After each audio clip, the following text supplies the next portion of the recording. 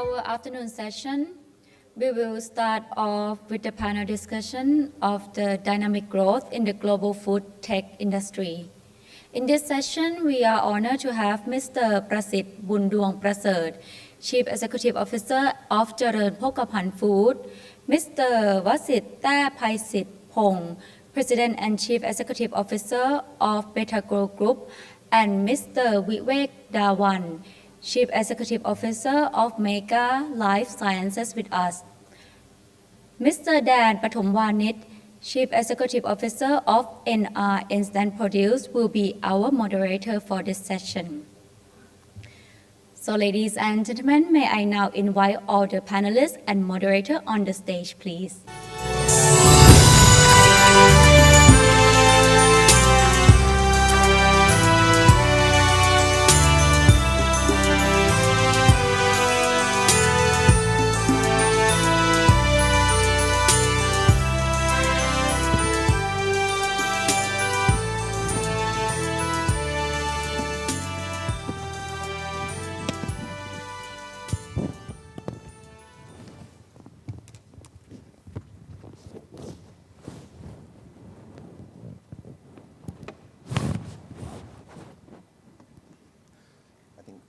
There's going to be an introduction, but I guess not.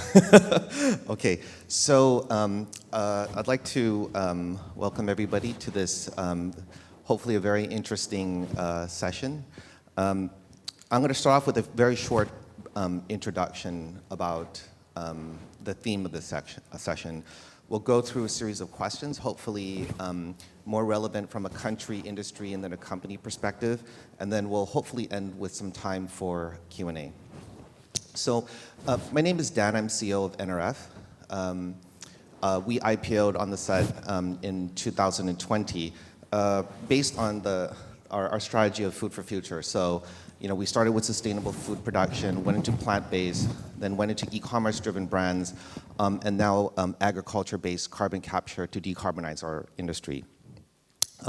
When I first got the invitation, I was a bit surprised because, you know, as a Food for Future company, I'm now in the presence of very distinguished panelists, all large industry giants. And so I would like to thank the set for this opportunity. So why the theme? Why global food tech? You know, food technology went over the past 100 years, right? It went from sterilization to preservation to industrialization, then to fermentation, then to genetic modification. And then funny enough, now we're back at clean label naturalization, and then now preservation, as in preservation of the world, from basically all the devastation that some of these technologies have created. But why is it important, and why is it important now? And I'm not going to recap what's wrong with the world. But here's some fun facts, right? If you took 80%, if you took global deforestation, right, 80% is from farming, okay? And as a country, if you combine all those lands together, it would be the size of Russia. If you took the nanoplastics from the ocean, right, as a country, that would be the size of Argentina. So we're living in a world you know, it's trying times. And to be more relevant, the world is constantly changing, whether it's from 2020 up until now with Mr. Putin's special operation campaign. And I'd like to give a fun fact, okay? So if you look at the price food index, right? When the price food index globally is over 220, there tends to be a political revolt. Starving people, unhappy populace, right? And if you're curious, this month it's 150, so most governments are pretty safe. So what is the world of, what is the role of technology and innovation in food? The simple answer, it's either the answer to our problems or it is the problem itself. And it impacts everything. And I want to end with this. If you, as investors, analysts, fund managers, I think everybody would have wished that you had invested in Tesla in 2010, right? You'd be sitting on paper gains of like 13,000%, amazing, right? You know, in 2008, I like to call it the Tesla moment. Elon is sitting on his couch, sleeping on his friend's couch, companies are teetering on the verge of bankruptcy, and he perseveres, right? Becomes the richest man in the world. In 2008, what did he see? He saw the intersection of three major megatrends, right? Number one is regulatory reform for climate change. Number two is changing consumer preferences. Number three, a linear improvement due to technology that would change the car industry. And in my personal opinion, we are at this moment in terms of food, right? So you've got regulatory reform that's coming from a climate action perspective. You've got changing consumer preference. And number three, you do have a linear improvement curve in terms of technology and how innovation will change. And then hopefully, I think people take away. We're going to hear now from this distinguished panelist, group of panelists, on what all this means for them, the industry in Thailand. I would like to start off with Mr. Prasit. From your perspective as a global food conglomerate, the theme has always been kitchen the world. I remember this since I was a kid. You've got global reach and global scale. What technologies or innovations do you see that will redefine the food industry as we know it? Thank you, Dan. I think people in general would thought that the agriculture is the old industry, and it may not be related so much with the technology at all. But the real thing is that the technology itself is one of the most important success factor that the agriculturers or the business that we are doing. We have to focus significantly on how to use it. I have prepared maybe 1 or 2 pages on this, but I have to jump to the end a bit. In my operation right now, we believe that the only way that we can be competitive is to use the technology that's available. Maybe long before, it may be a bit difficult, in terms of, how to use the technology apply into our factory. Right now, even our silo, we call it smart silo. Silo is, we put all the food, the feed meal that have to feed the chicken. Now the smart silo, we just developing it. Actually the silo itself can actually tell us whether they have the sufficient the feed or not. And if the feed level in my silo is not enough to feed the chicken, it will send the signal or actually send the order to my operation so that my factory can get the order from my silo. This is part of the new technology that we have. It's possible right now because of the new technology, because of the new generation of the technology available, the IoT, the system, the network. It may not be able to do it before, but currently you can do a lot of things back into the operation. So most importantly, that's why I believe that people talk about not enough food in the world. I'm not sure whether it's true or not. For me, I'm kind of curiosity whether even you have more people in the world, whether we can feed them or not. Personally, I think we can feed them. The reason is because the technology. The reason is because DNA, the development of the genetics. You can even actually improve the genetic level a lot better than before. You can use, like right now, we use only a few people to take care our operation, like, and we call it like smart camera. We don't need to use people. We still use some people, but we also using the smart camera to help us managing the chicken farming or even pork farming, And we even can put the microphone in our farming to see whether the chicken, for us, we need to go to see doctor. But now in our factory, you can put the microphone, smart microphone into, we are still developing on the smart microphone actually.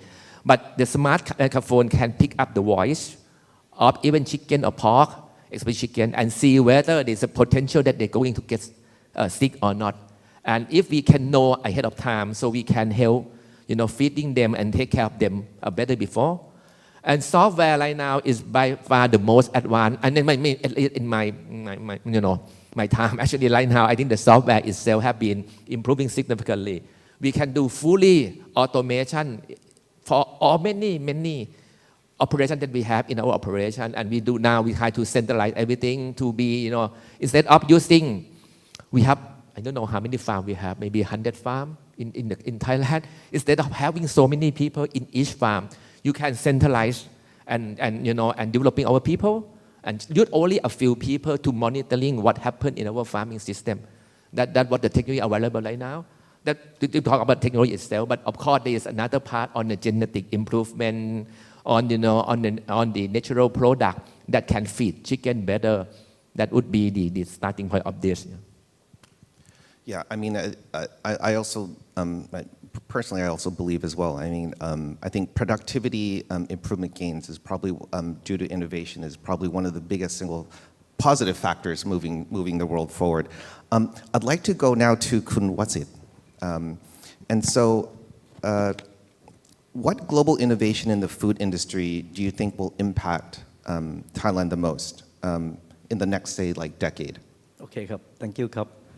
Okay, I think basically, right now our better growth, I think we are more or less the same industry with CPF. We do from from the upstream like agro production to the midstream like meat processing, and the downstream like food development, and also go into like distribution. This is the same nature of the food value chain.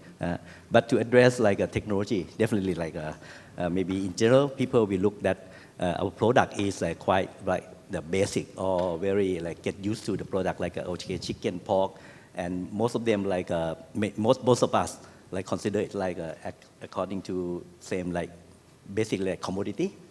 But our industry stay into the very deep into the technology since from the beginning, and along the supply chain, I think in our development we have to apply a lot of like agri-tech like technology as well as like the food technology. But if you talk about the current trend, I like to address like one few of the major technology that impact our industry a lot. So maybe I start with like from the like upper value chain on the like value chain on the upper stream side. Definitely like IoT, as Kun Prasit mentioned, that has a lot of impact on our industry way of like conducting the business, and it lead to a lot of like productivity improvement and precise farming or something like that. And also we are also in the same range that we need to adopt a lot of IoT into our current operation. Second trend going to be like robotic. Right now, our industry also have to adopt the robotic into many stages of our supply chain, of our value chain, and increase a lot of like productivity, and also increase a lot of like food safety management into our operation, and prevent a lot of like crisis like disease transmission or many things. And definitely like in the global term, or maybe a lot of development in Southeast Asia and in Asia as well, like on the drone technology. And I think this is technology has been a lot of impact, but it should be applied a lot more on like open field agriculture, such as like a plantation or many things.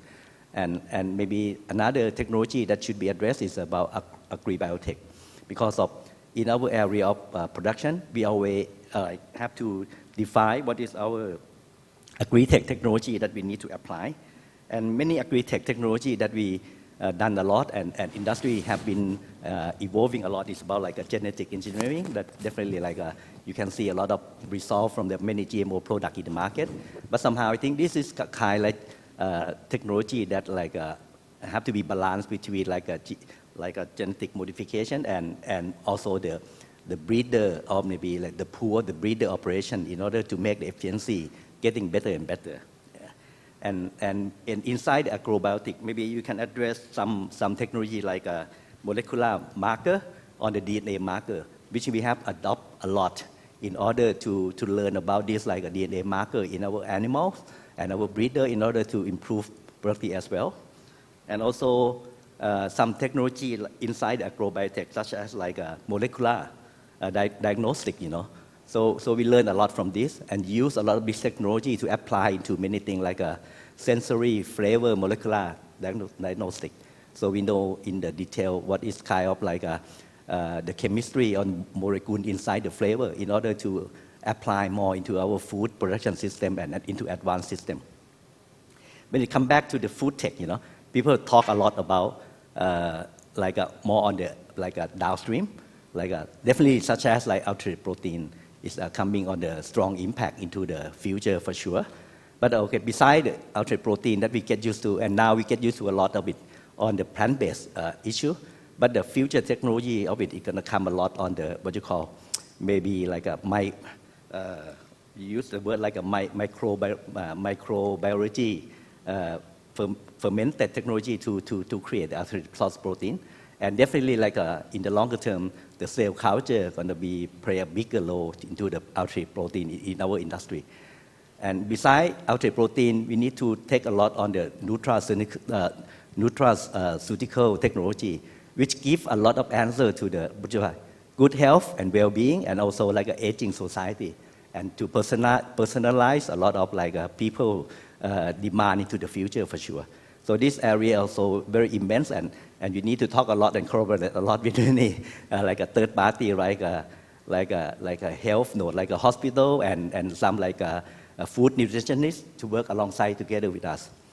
And next, again, because of the chain of the distribution landscape of the food, so e-commerce still be a technology that keep adopting. So within the area of e-commerce, beside the platform that we quite get used to, but like a direct to consumer is a key trend that people will be adopt more. And alongside of it, we see a lot more of the technology of like the cloud kitchen and the ghost kitchen that go along with the e-commerce development on the system. And finally, on the food safety and transparency is a big technology as well. And I think the world now, all the consumer need to address a lot of safety and transparency in the food system. So the traceability is a key. So the platform like a blockchain, like a advanced, like a blockchain system, will allow us to get a lot more transparency in the food chain system that definitely keep the trust to the consumer. That's the key. So this is like the key trend that we pick up a lot and apply a lot into our food value chain. Okay, this is how. Thank you. Thank you. So we went from innovation from a productivity perspective, and now innovation and how that impacts actually across the value chain of a large protein company. Let's move to Kun Wei, who's actually now coming from more of a health perspective. Globally, the intersection between health and food is literally sprouting up new industries and new companies, for example, like food for medicine. What do you think are the big opportunities in the next 5 years? Thank you, Dan. Thank you, my colleagues, panelists. I think I'm in the wrong place, but I'm going to try and say a few things. But without disrupting what they are doing, I come from the pharma industry, from the medicine side of business, and Mega is into medicines, and we are into nutraceuticals. We do supplements, vitamin, herbal medicine. And when we look at ourselves, what's the future for us after all this we do? Like Dan mentioned a while ago, there is a lot of things that are happening around the world, mega trends, right? What's changing? Climate. The young population is very concerned about climate changes and the impact of climate on human health and on food. That's one. But at the same time, we also see an aging population around us in most countries. Thailand is one probably, I believe, in the next 5-6 years will be called an aging society. China will stop growing, and I believe India will become 1.7 billion, while China will stop going down to 1.2 and below that over the next 15-20 years. The same probably holds true for Japan. With this aging society, elderly people living, and people living longer, there's a large impact on every government's GDP on medical expenses, and everybody wants to spend money on make sure they provide good medical services to all their citizens. And it's very common. And that expense is not going down. I think as a ratio of GDP, it's only going up. And chronic diseases like NCDs, we call them in our business, and non-communicable diseases. Though COVID has done a big thing in the world, it's removed our focus from non-communicable to communicable diseases. But the fact still remains. A lot of people with hypertension, heart disease, and diabetes, and the new other disease that we call even Alzheimer's is an NCD, is all a result of our lifestyle. There is 15% genetic impact on what we call these diseases happen because of our genetics, but there's a lot of it due to our own lifestyle. So can we make an impact in those areas? And I think there's a lot of research going on. And if you look around, a lot of the largest world's food companies, a long time they were called good taste, good food, but I think they are all now calling themselves good health and good food. And everybody's putting a logo at the end called wellness. So wellness is the trend, right? So everybody's saying wellness. So that's the biggest trend. Food is taken for good health, and food has to have value beyond taste. So taste, and it should do something for you. So from our point of view, being in the medicine business, yes, we make drugs, we give you pills, and we keep looking for this new magic pill that will cure everything. But is there one available? That's the key. Can you put everything in one pill which is extracted from some ingredient that's around the world, and you can take a pill every day and you have all the solutions? And I think that's not possible. I don't think it's possible. And the trend today shows that plant-based eating is growing. Veganism is growing. Why? Because the population around us is climatically concerned. They're concerned about animal health, and at the same time, they're concerned about their own health. So from that point of view, I think the growing opportunity for a company like ours, and probably a lot of us, if you look at the transition, the pharma companies are focused on new technologies, biotech and MABs and the high-end, we call them immunotherapies, where drug is made only for you. And they cost a lot of money. It's not affordable for everybody at the moment. So that's one approach. Getting it more sharper, having very designer drugs that only work on you, and they cure certain diseases like cancer. But the other is monoclonal antibodies that are also not very cheap. So the cost of running therapies is only getting more expensive. The other side of it is food companies are coming into the area of wellness and medicine. They're moving their formulations, their product. Whether it's food available in supermarkets, you'll find a lot of them are fruit-based, plant-based, red berries, cherries, and are packaged in a manner that all of us can easily find them, and they have a health benefit. So I think from a trend perspective, the dietary habits will probably be influenced, I think, over time. It takes its own time, but there is change happening. Maybe in Thailand, Asia, it's a bit slower. But you go to certain towns in part of England, I think all of your stores carry a whole plant-based menu, right? It's very easily available. Other than nutraceuticals, yeah, they are available. They've been around for a long time. Nutraceuticals have been around for a long, long time. But I think the future probably lies in plant-based foods that are actually healthier for you and help you improve your general health conditions. So as Mega, as a company, we believe that though we are in the medicine business and we are also in the supplement business and we are in the herbal medicine business, we also believe we are in the health business and in your health business. So how can we help you improve health? By educating you on eating right. And the father of medicine is Hippocrates.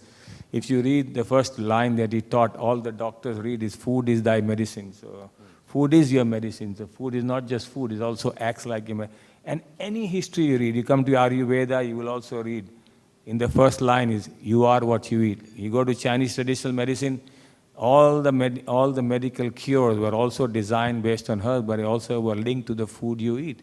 And the food you ate, from the first dish to the second dish to the last dish, was all based on some scientific basis to help you stay healthy. I think that's probably where, I think in the next 10 years, then the opportunity lies. We as Mega, as a company, are focused on developing food-based, plant-based products for wellness. So our next business is Natural We Care. We have Mega We Care, we have Natural We Care, we are developing plant-based proteins for mother, for children, for growing babies, cereals, and also in elderly nutrition, so that as they get older, they lose muscle, they have other diseases, and can they manage them by changing their dietary habits, by using products that are actually focusing on improving their health conditions. So our focus is there in that food by medicine, food is thy medicine, and that's where we are spending our interest and time and money, other than what we do in the drug and the pharma industry anyway. If you have disease, there's no choice, but you have to take the drug. So making good quality drugs is something we do. If you want to supplement yourself because you don't get enough out of your diet, so we make supplements as well. And if you want to start before you take a drug and you want to take a herbal medicine, because they also work in solving some of your common ailments, very well proven, clinically effective medicine, we do that as well.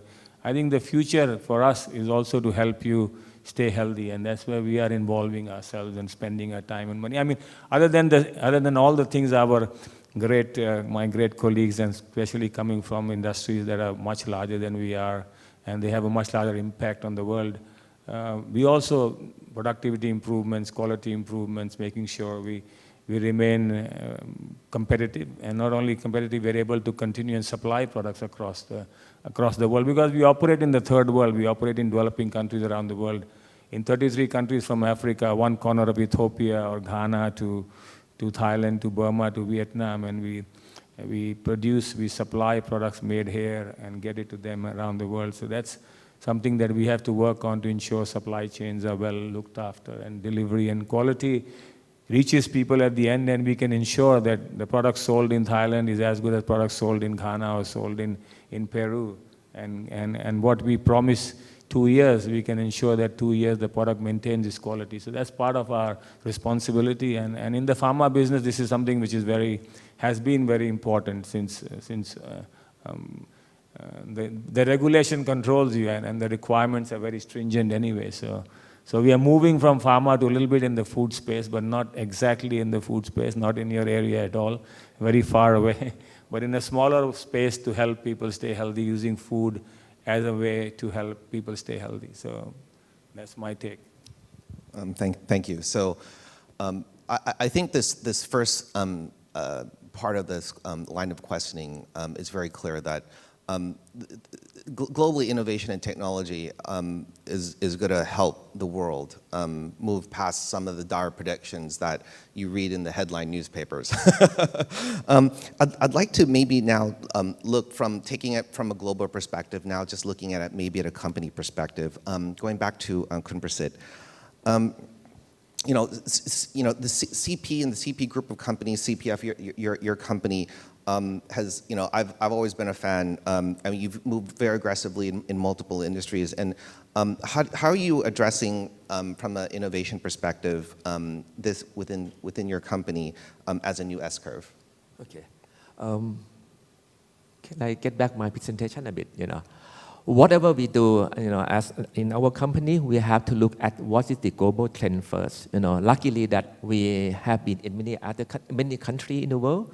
So we always look at what is the trend right now and how can we, follow up the trend and even be ahead of the time or not of the trend. We also check right now, the trend on the consumer trend right now is, of course, the health and wellness. But the definition of health and wellness for each person is, each individual person is very much different. The trend before, people talking about, or eat with food, have the functional benefit, have some special thing inside, that requirement is still be the same. But after the COVID, people think about how about the fresh product. They want to stay with the family, whether the food is fresh enough. The freshness of the food become another trend on the current consumer right now. The second point that they want is convenient.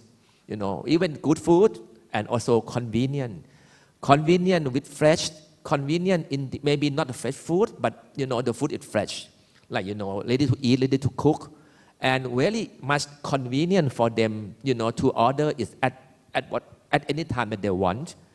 So in that case, we have to see how we're going to improve our operation to get along with our partner or whoever it is that, we have to work with them in order to provide the convenient food for them. And another thing that we have to really look at it is also, I think people right now, everyone here, know about startup. We are more open actually. Actually this is something that the big company have to be careful. Because now consumer want to try new thing. And consumer also think right now that due to the technology, everybody believes on the technology right now. They also more willing to try new thing all the time. So the problem with big company, I don't know if it's the Betago problem, but my problem is that sometimes we are slow. We are too big sometimes. So we have to speed up our operation to have new product available for our customer as much as possible with different package or even different branding structure. That would be the third trend right now. And the fourth trend, is that, is the two different things happen in the world. There's people want a bit premium, good food, high quality, preventive food, the kind of thing, that is actually growing. But the big part is the mass. Mass is still very big. The big part, mass is big, but the growth rate is declining. And there's another group that, due to the economic right now, so many problems happen in the world.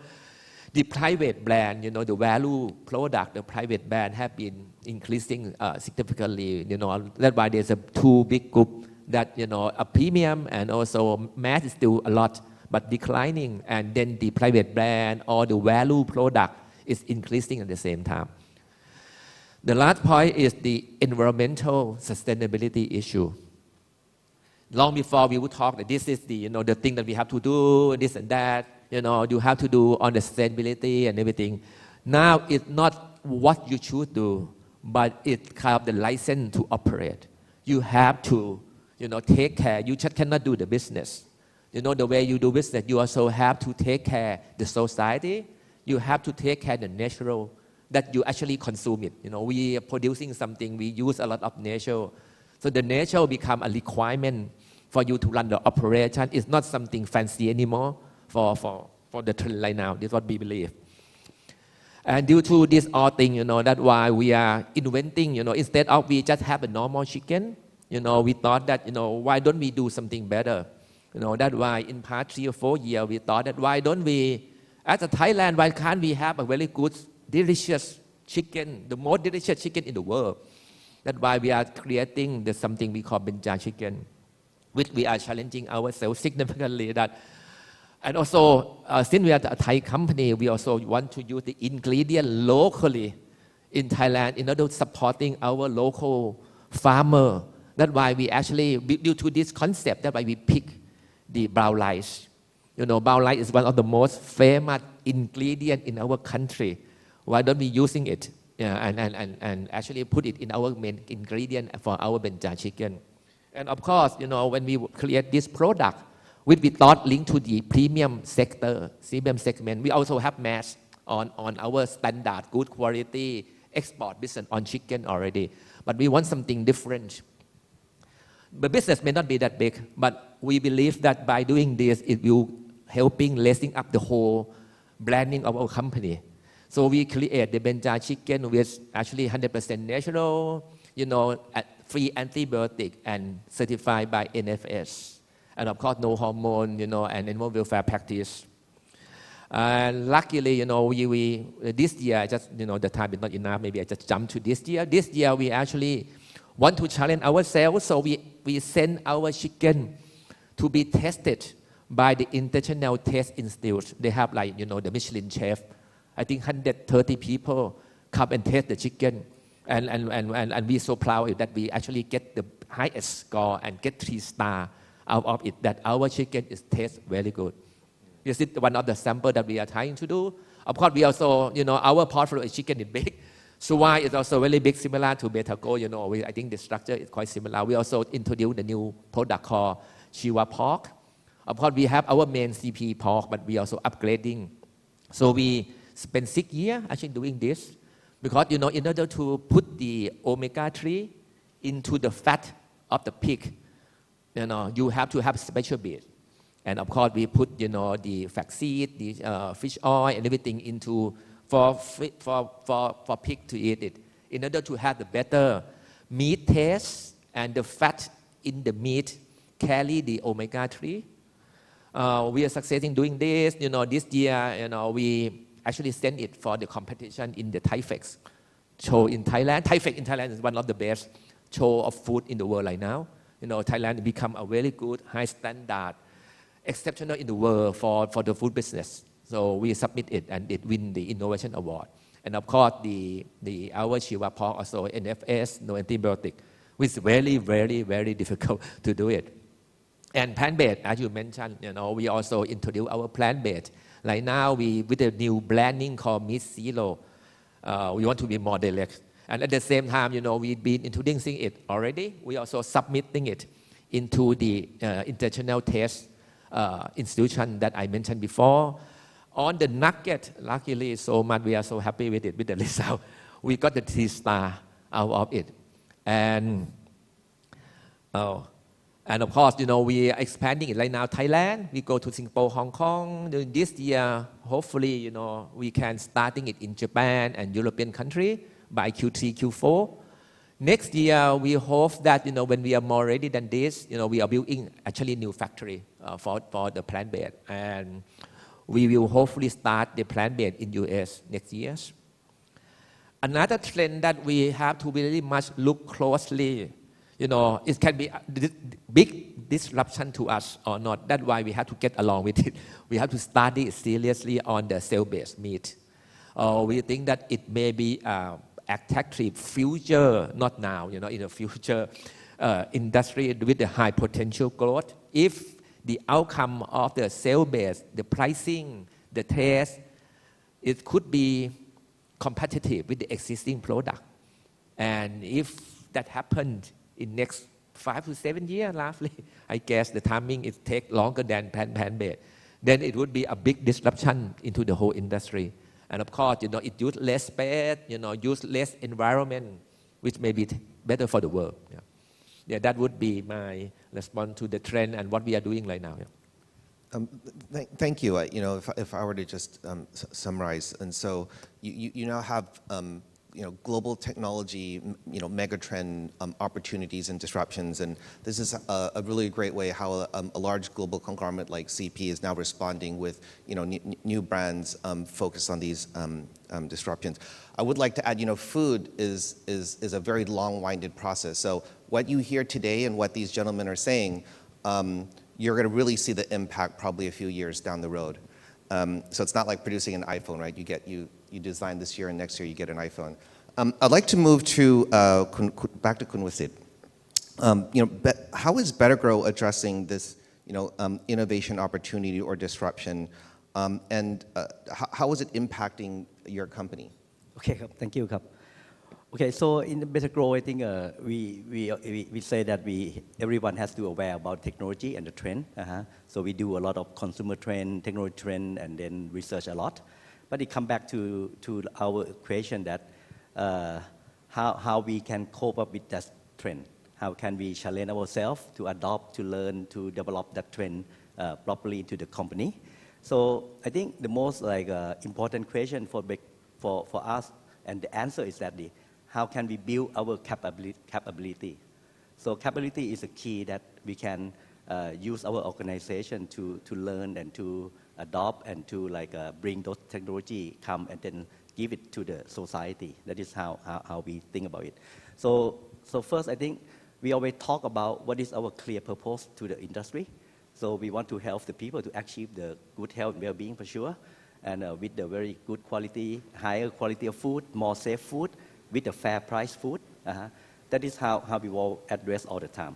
And to challenge that, I think we need to build our capability to go with it. So that's why Better Grow, our strong core value that we always talk into the company, have to be a very professional. It must be very integrity, and we have to be very people-centric from the outside in and our internal people itself. We have to be innovative. That is how we can learn a lot and bring a lot of technology. And in a food industry, we have to get the core value, but the quality all the time. But currently, I think in this phase of our development, we highly focus on the digital transformation step in our company. So that's why we need to bring a lot of our people to prepare that how the technology, the digital technology, that how the move Better Grow into a step into industry 4.0 to the future. But we are now in the journey of that. So that's why we have the clear plan of this technology adaptation or a transformation into the 6th node. We have to talk about first of all the big data operation, the smart CRM operation, the smart farming operation, the smart factory operation, and also the smart operation working, as well as the smart quality. And everything inside, we need to see the technology that come to attach to all the nodes that we're doing, and all bring back to the same a data structure, and also create it to be a big data that we're gonna run. And during this current situation, I think in order to make our people understand that we need to challenge the thing together along our development to build capability. So that's why we also talk about the whole Better Grow need to powering the chain. So in order to change the Better Grow into the next step, we need to see that what kind of prioritize during next 3 to 5 years, and what next another 3 to 5 years. But currently we talk a lot about the supply chain resilience is the first guideline, because we just passed from the like a big COVID situation, and also in Thailand we passed with the very big crisis of the animal crisis, such as like African swine fever. We do have learned a lot during the last like 15 years that we have bird flu situation in Thailand. But lately we're facing with like African swine fever. So we have to enhancing our supply resilience through the technology. That is the most important. And secondly, I think we need to like pursue a lot on the digital transformation that we are now ongoing a lot inside our company. And thirdly, about people transformation. Without people transformation, we cannot do anything on this like ambitious or the aspiration of us. And thirdly, like we need to conduct a lot of new business on the new ventures, such as like the plant-based or the new downstream like business related like cold chain or something like that, or more advanced like e-commerce system that we can like get like what you call the benefit out of this technology. And lastly, definitely like sustainability is the key, as everyone have to be like evolved in the like a total like global issue. I think sustainability is the issue. So we have a lot of initiative relating to the like sustainability issue, and as well as like a ESG like a topic that we need to address. So I think for the technology, definitely everyone understand and everyone have to see, but how to get and bring that technology inside the company. So the capability is the key. So this is like how we want to build our capability and challenge those technology that we need to give back to the society. That is the most important thing. ครับขอบคุณครับ Thank you very much. It's interesting. There's a variety of different innovations and technologies that we've all spoken about today, and how Better Grow now is very focused on digital transformation of the company. That's really interesting. So I'd like to now head back to Kun Vivek, and where is Mega now? You've already spoken a little bit about this, right? But where are you investing, or into what areas are you investing for growth in the next 5 years? And then keeping with this theme, right, of what we've been in discussion with. Yeah, thank you, Dan. Mega has been, first of all, I think when we started, our biggest investment was people first. So people make what we do in our industry, and we are, because of them. We operate in 33 very difficult markets, and our focus, some by design, but some by chance, happened that we only work in places people don't go to, including when we went to Burma 25 years, 30 years ago. Or we are in Ethiopia, or Nigeria, or Ghana, where people would think, why are you there? But that's what we operate in. So that was the first part, belief, culture building. But the last 5 years, as you hear just now, is all about that reason to be, their purpose. And our purpose now, it has always been there, but the purpose now probably sits on top of everything that we do, is improving lives, helping people to stay healthy as long as they live. So we pray that, not that you fall sick so we can sell more medicines, but we pray that you stay healthy so that you can continue to consume a lot of our products and stay healthy in case you need them.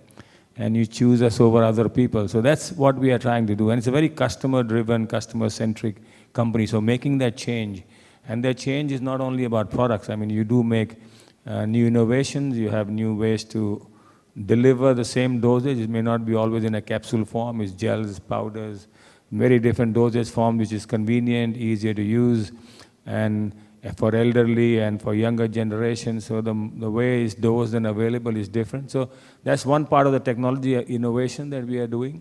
But largely how we focus and work with you and work in you helping your life. So there's a lot of digital work.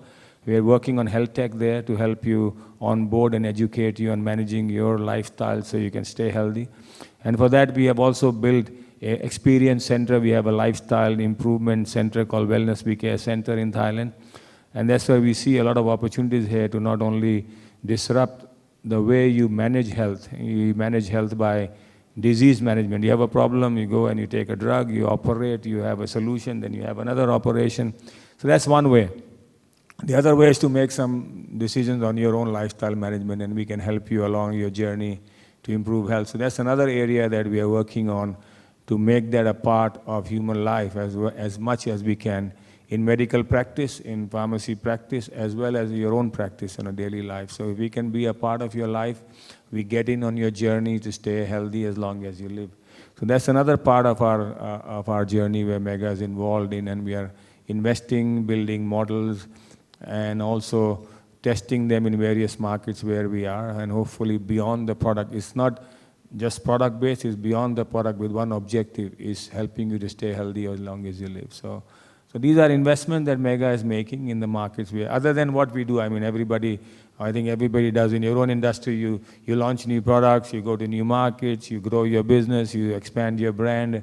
All that we do anyway. I mean, that's part of existing businesses. You grow your existing business as it is and become stronger as your brand. So I'm sure there's a lot of stories behind it. I can tell you for hours what we do. But I think beyond that, the key goal is to improve your life, make sure how people can stay healthy, because you're going to live till 90. Average age is growing in every country. Look at Thailand in the last 20 years, from 64 to 74.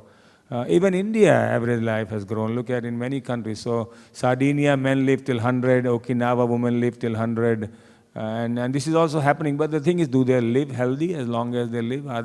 Can they live on their own, or they live with some injection or some hanging bottle with a liquid coming in your hand and on wheelchair every day? So it's your choice, and that's what we are trying to do, to make sure how can we help you to live on your own and stay healthy, enjoy that end years of your life. And that's where Mega wants to play a role. I think that's where we want to be involved. And we see Thailand, and that's probably somewhere in your next question will come, what we think we can do here and why we think Thailand is such a wonderful place to do all this. I mean, nothing to do with what you're doing in the food area, but something we believe has a future and has an impact on the world where we live in as well. So that's it. Thank you. That's quite profound, actually, what you've just said. So you know, we went from a very kind of you know, I guess a revenue diversification strategy with innovation, and then towards kind of like a corporate transformation. And now this is almost like helping you know, the consumer's journey, right? In terms of their transformation and having the company use innovation to help enable consumers. That's pretty cool. I want to kind of go back to kind of the theme for today, which is a new hope, right? And how is it that you know, in the event of all these challenges that we have, food technology can be part of that hope. And I'd like to come back to Kun Prasid again. As one of the biggest companies in the country, right? This is going to be a common question I'd like to ask, but you know, Thailand is at a very important stage in our development, right? We've got aging society, we've got climate change, et cetera, et cetera, et cetera. But if we were to select one megatrend that would transform the food industry in the next decade, what would that megatrend be? And then how can Thailand, as a country, we capitalize or we seize this opportunity? And if it is indeed an opportunity, what are the hurdles that we're going to face? Okay. As I mentioned before, you know, Thailand actually have a very good positions as a country, as a good food country. The location that Thailand have is also very good location for logistic operations. You know, for CPF, we use Thailand as the base to develop anything and export and have the operation in mostly largely 40 countries. You know, I think the development on the food, as everyone mentioned here, you know, is going to be, can food become a medicine? Can food serving people to live longer? Our objective here as a core philosophy of the company is that can we help partially, because I don't think food can help everything, but food can help partially making our consumers stay longer, stay healthier. And Thailand have that position. You know, of course, we have to do some other improvement, you know, with the government, with our partner, with everyone company in the society that we work together, even with Betago and other company. We are working together. But I just want to raise one limitation a bit on this. We already, you know, I don't know whether you know that, you know, Thailand actually number 5 in the world in terms of as a country. I'm not sure number 4, number 5. As in the world, as they exporting chicken to the world. And we also, a certain number of good things like shrimp, we are also one of the best before, but now we are losing the position a bit. The one thing that, Thailand have some limitation is that, in order to do all of that, for my business, it's on the meat part, the limitation that we have is the raw material. Right now, you see the issue with the Ukraine, then, the cost of the food become increasing.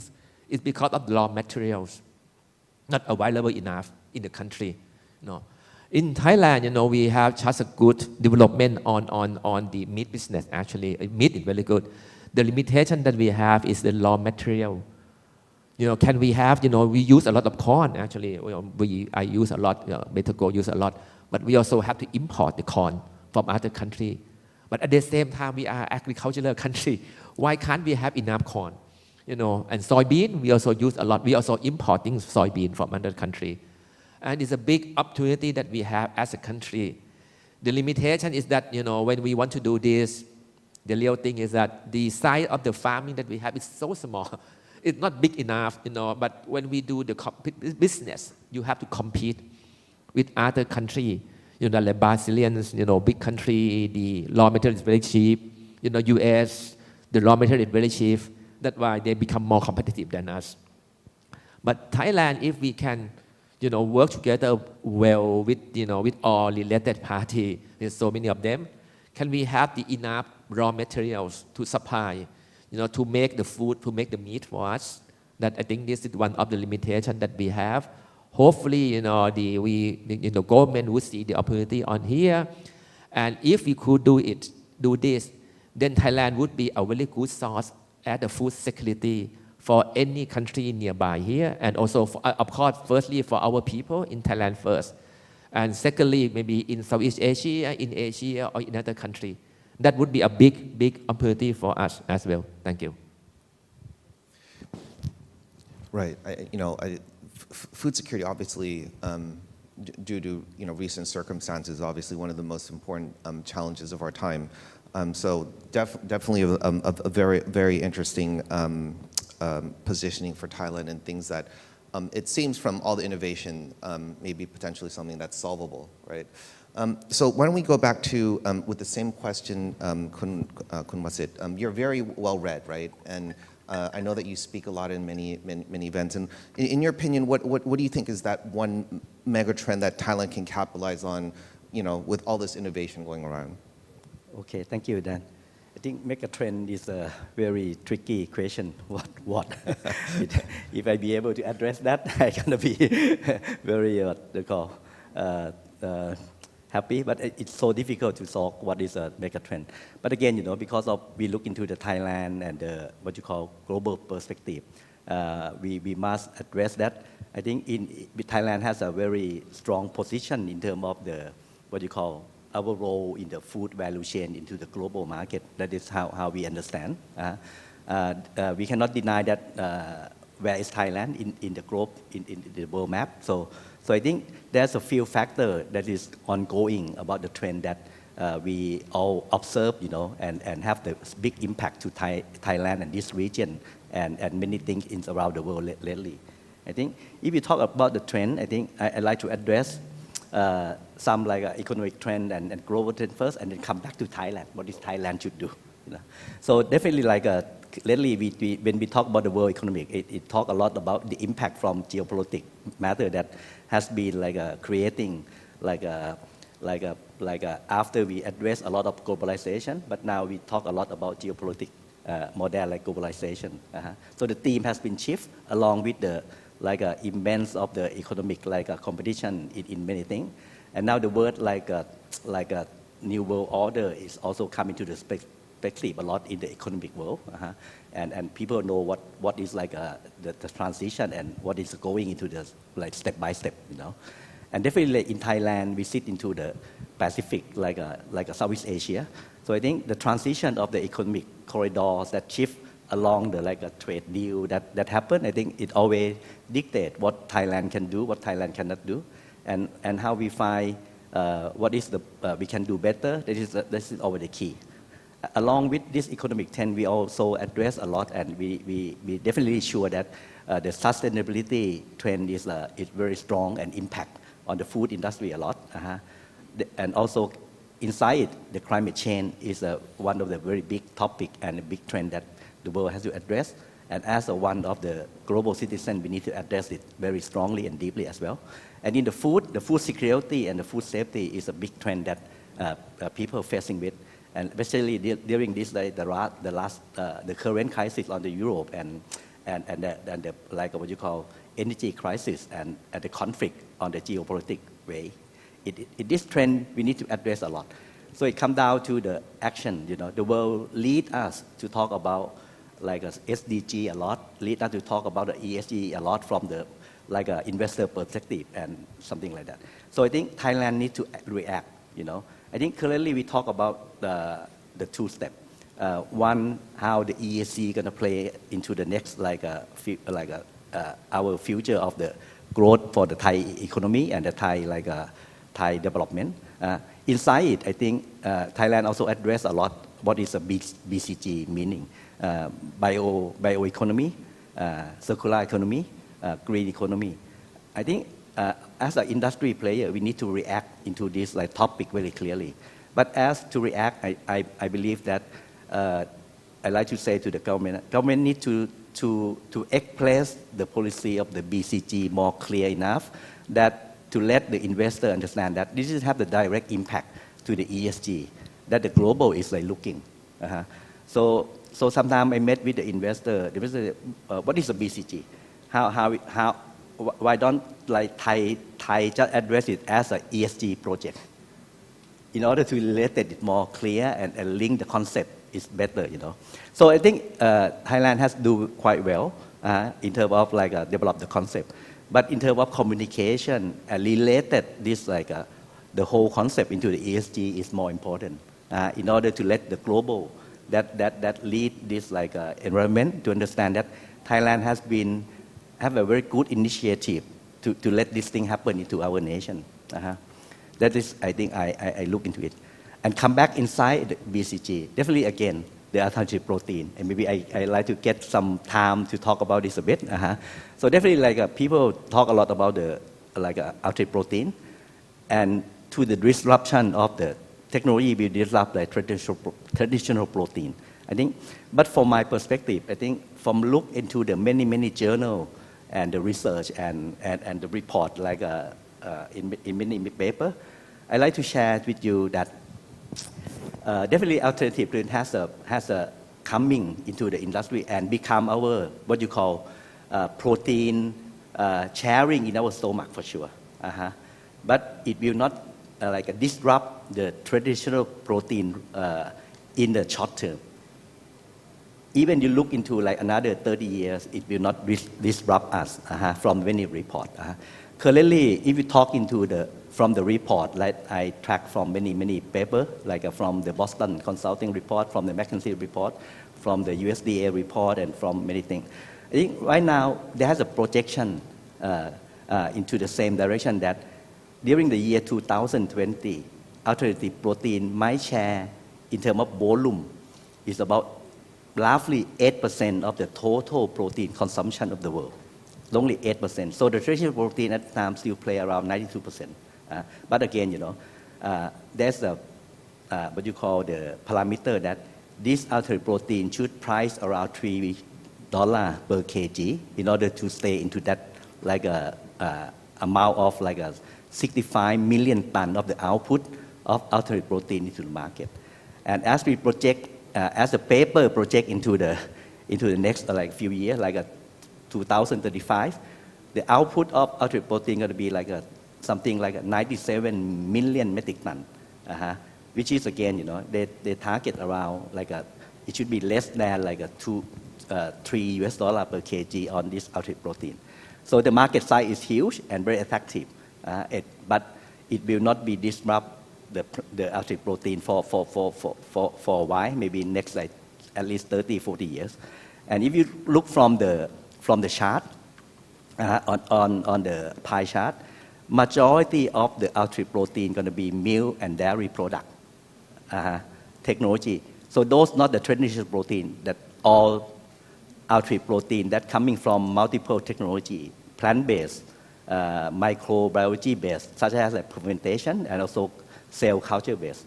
So the majority of it from the report is still say that milk and dairy product gonna be contain a lot, more than like 50% The beef, pork, chicken, and egg combined, it's gonna be like a sharing with inside the pie is only like 30% of the total altered protein, which is categorized as like a pork, chicken, and like a beef combined, and the rest is a seafood. And some report that I doesn't like track to here. By the time that 2050, when the world reach like 9 to 10 billion people in the world, that is another 30 years. Like this continued trend of the altered protein gonna be like go up from 11%. And around that time, within like 2050, which is from the report, this altered protein going to be contribute something like 45% of the total protein consumption of the world.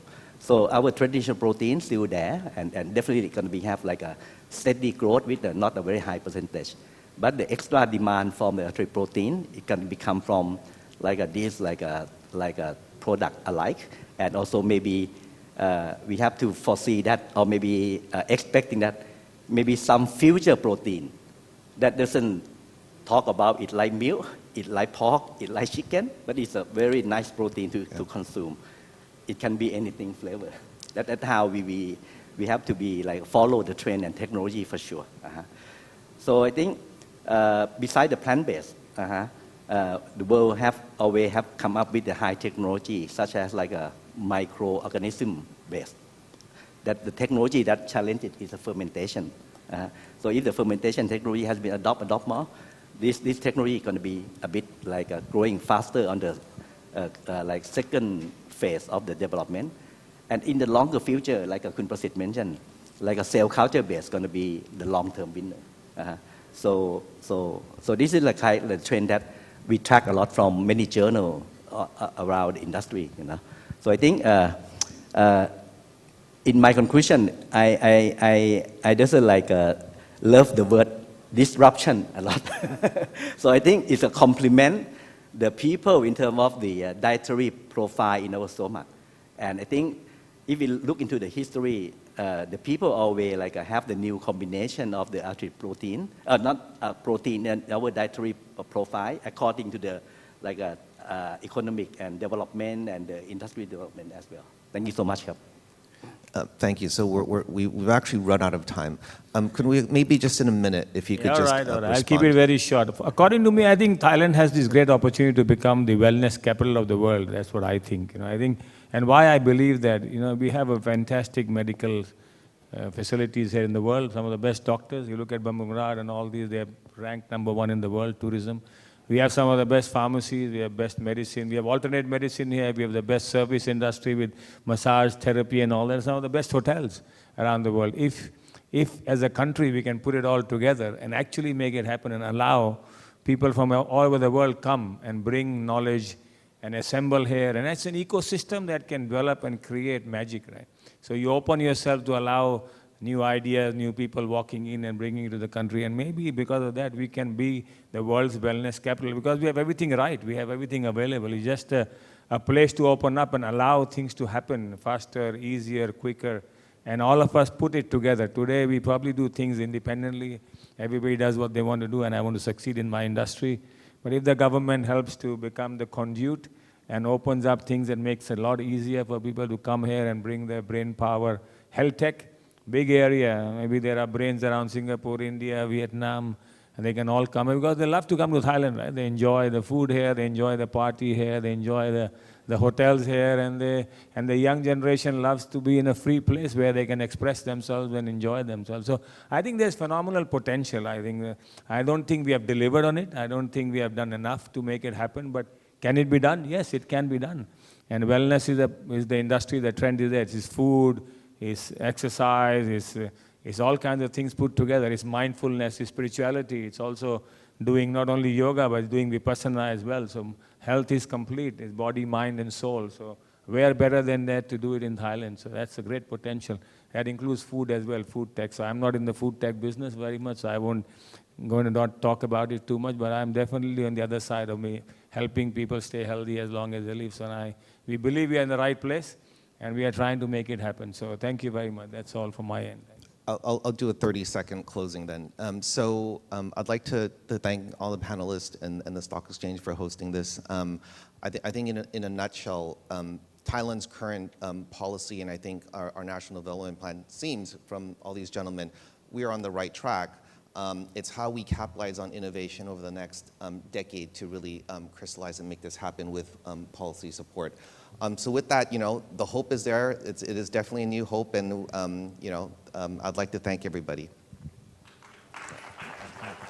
Thank you very much, all the panelists and moderator, for a very fascinating discussion about the dynamic growth in the global food tech industry. After we listen to this discussion, I am certain that we are more and have a clearer view on the direction of the food industry in Thailand. Where is it heading to, and where are the opportunities? Knowing the trend of food is also important for food businesses, whether it's a health and wellnesses, freshness, and also the convenient perspective, as well as the environmental sustainability issue. Plant-based has become very popular and very exciting innovation that will also add so much value to the food industry in Thailand. Ladies and gentlemen, next up we will have Dr. Atip Aswanan, Director of Digital Council of Thailand, Mr. Pirapong Jarun Ek, Chief Executive Officer of Origin Property, Dr. Paramaporn Prasad Thong Osot, President of Bangkok Dusit Medical Services, and Mr. Siripakon Chielsamut, Deputy Governor of Tourism Authority of Thailand, to join us and talk about the Thailand destination of living. Mr. Chatchai Tisa Dondilok, Senior Vice President at the Stock Exchange of Thailand, will be moderating this session. This session will present views on the emerging opportunities post-pandemic regarding the momentum of Thailand tourism sector. After the country has relaxed its entry rules, it's expected to have a rebound number of tourists, and also will drive growth amid increasing headwinds from surging oil prices and accelerating inflation.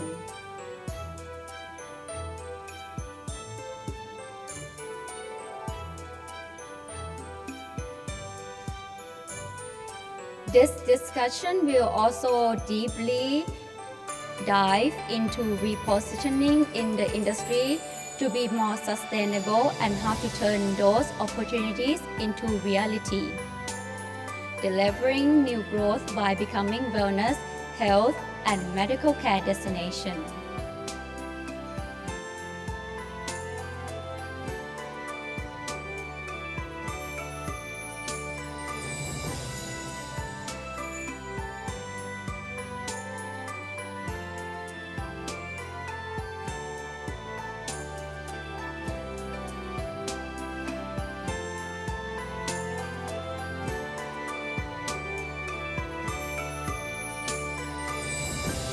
So ladies and gentlemen, please join me to welcome all the panelists and our moderator on the stage, please.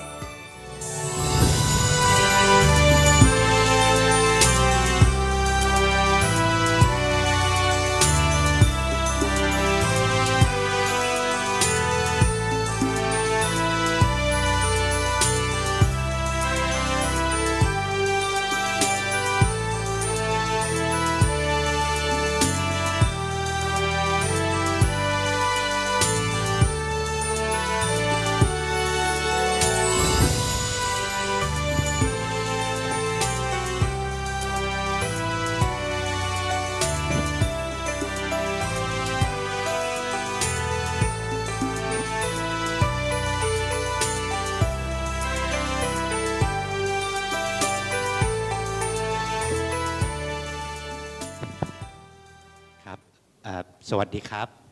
Good afternoon, ladies and gentlemen. So, welcome to another session of Thailand Focus Conference. in this session, we have a panelist from diverse background. We have a key policy maker. We have expert, industry leaders, and top executives to share with the audience about the Thai tourism industry and a new way of high-value tourism, which is a new hope for the Thai economy. So thank you again, all the panelists, for joining this session. I'm sure that we will learn a lot from your sharing and your discussion. So as we know that Thai tourism and service sector has been very, very important to the Thai economy. And the economy is now in the recovery phase. And the tourism and service sector has been significantly contributing to the economic growth. And this year we have seen the increasing number of tourists visiting Thailand. Hopefully it will reach 8 or 10 million in coming high season by the end of this year. I think for the first round of discussion, we may start with the big picture with the Deputy Governor, Kun Suripakon, about, could you please share with us about the key highlights or your views on the situation of Thai tourism industry, particularly in response to the economic reopening? Please. Yes, thank you. Thank you very much. Sawasdee krab, I'm Suripakon from Tourism of Thailand. So let me share the information with the slide presentations. Let's start with the overview of the pre-pandemic. What was happened on year 2019, pre-pandemic? That was the best year ever that Thailand has welcomed almost 40 million international tourists to the countries, to Thailand. And also, if you look at this slide, the contributions, the GDP share by the Thailand tourism industry was 17.79% on the year 2019. And if we look back 3 years before pandemic as well, it's approximately 17% share to the GDP of Thailand. In terms of the workforce, the employment rate, the numbers of the employees in the Thailand tourism sectors before pandemic was 4.36 million employees working in the hotels, restaurant businesses. As you can see, food services is on top, 2.2 million service sectors, followed by accommodation, hotels, ground transportations, and share approximately 11% of the total employment of Thailand. That was the year before pandemic, 2019. Next slide, please. So what about the revenue generated to Thailand? The pre-pandemic again, 2019, the tourism receipt is 3 trillion Thai baht. 3 trillion Thai baht, both from domestic and also international traveler from your right-hand side. 2/3 of the revenue came from overseas, came from international tourists visiting Thailand, and 1/3 approximately from the Thai domestic travel in Thailand. Top 5 spenders in terms of revenue were from China, Malaysia, Russia, Japan, India. That's the top 5 spender. But what about the numbers of the visitor on 2019? China, Malay, India, Korea, Laos, Japan, Russia, Singapore, USA, Hong Kong, and followed by all those European countries like United Kingdom, Germany, France. It followed Middle East as well. That was in the top 20s of the numbers. Then next slide, please. The pandemic came across the world, not only for Thailand. So we were put, all the restrictions were put in place, and we limited the numbers of the travel, cannot organize a kind of big event like today. So that's why the whole year of 2020, we will suffer a lot. Not only Thailand tourism industry, but every single sectors will suffer. And then thanks to the Ministry of Public Health as well, they control the situation, try to do the vaccine, let's say the herd immunity, vaccinated to the Thai people, and also control the spreading of the virus. So that's why on the years later, 2021, on let's say earlier of 2021, the TAT under the Ministry of Tourism and Sports, we initiate the timeline to reopen the countries. Because we can stay longer, more than, that was already 1 year that everything were just restrictions were put in place. We stopped all the travelers. The flights were limited to the repatriations and some cargoes only. So that's why we designed the timeline with the concept of 3R or triple R. Start by reopen, followed by recovery and resilience. And then we put in the timeline. The reopen is also about two balancing the risk and the rewards, or balancing the health and the economics. So that's why we have to balance those two things, to reopen, not the countries at the very beginning. We open step by step. We propose the city marketing initiative campaign, island approach, start with the Phuket Sandbox and some other island before we expand to another area of Thailand destination. That was happened on the year 2021. This year, it's time to recovery. It's time to make money. It's time to contribute the benefit not only to the single businesses but to the whole industry ecosystem of. So that's why we target reopen Thailand under the concept of value over volume. So that means not the numbers but the spending, but the benefit to the Thailand tourism businesses. And for long term, resilient, of course, high value and sustainable tourism with the new tourism ecosystem. That's what the plan. Next, please. And what the result? It is the roadmap to reopen the cities. As I mentioned, we initiated and start with the city marketing campaign under the island approach. Islands were popular to the international tourists, whereas the accessibility, the flight connection can be direct to the islands. That's why in July last year, we opened the Phuket Sandbox with all those collaboration among those public and private and people on Phuket Island, followed by Samui Plus model a few weeks later, and then 7+7 extension to Phuket, Phang Nga, Krabi, Chiang Mai, Hua Hin. Then November, the test and go scheme has been implemented. You know why? Because after 4 months of the Phuket Sandbox, it not just contribute in terms of economics, but the Ministry of Public Health, they got the data. The data that can confirm that the fully vaccinated travelers from overseas to Phuket Sandbox that time is Delta variant. It's not the new variant by that time. 65,000 international travelers to Phuket Sandbox, they detected by RT-PCR test every single traveler, and they found positive only 200 travelers. That means 0.3% only, 0.3%. And they are non-asymptomatics. They are not severe conditions. So that's why we propose this to balance economic with the health and safety of the people to, let's say, easing the restrictions of test and go scheme. So that's why it was implemented in November. Next, please. And what's the result?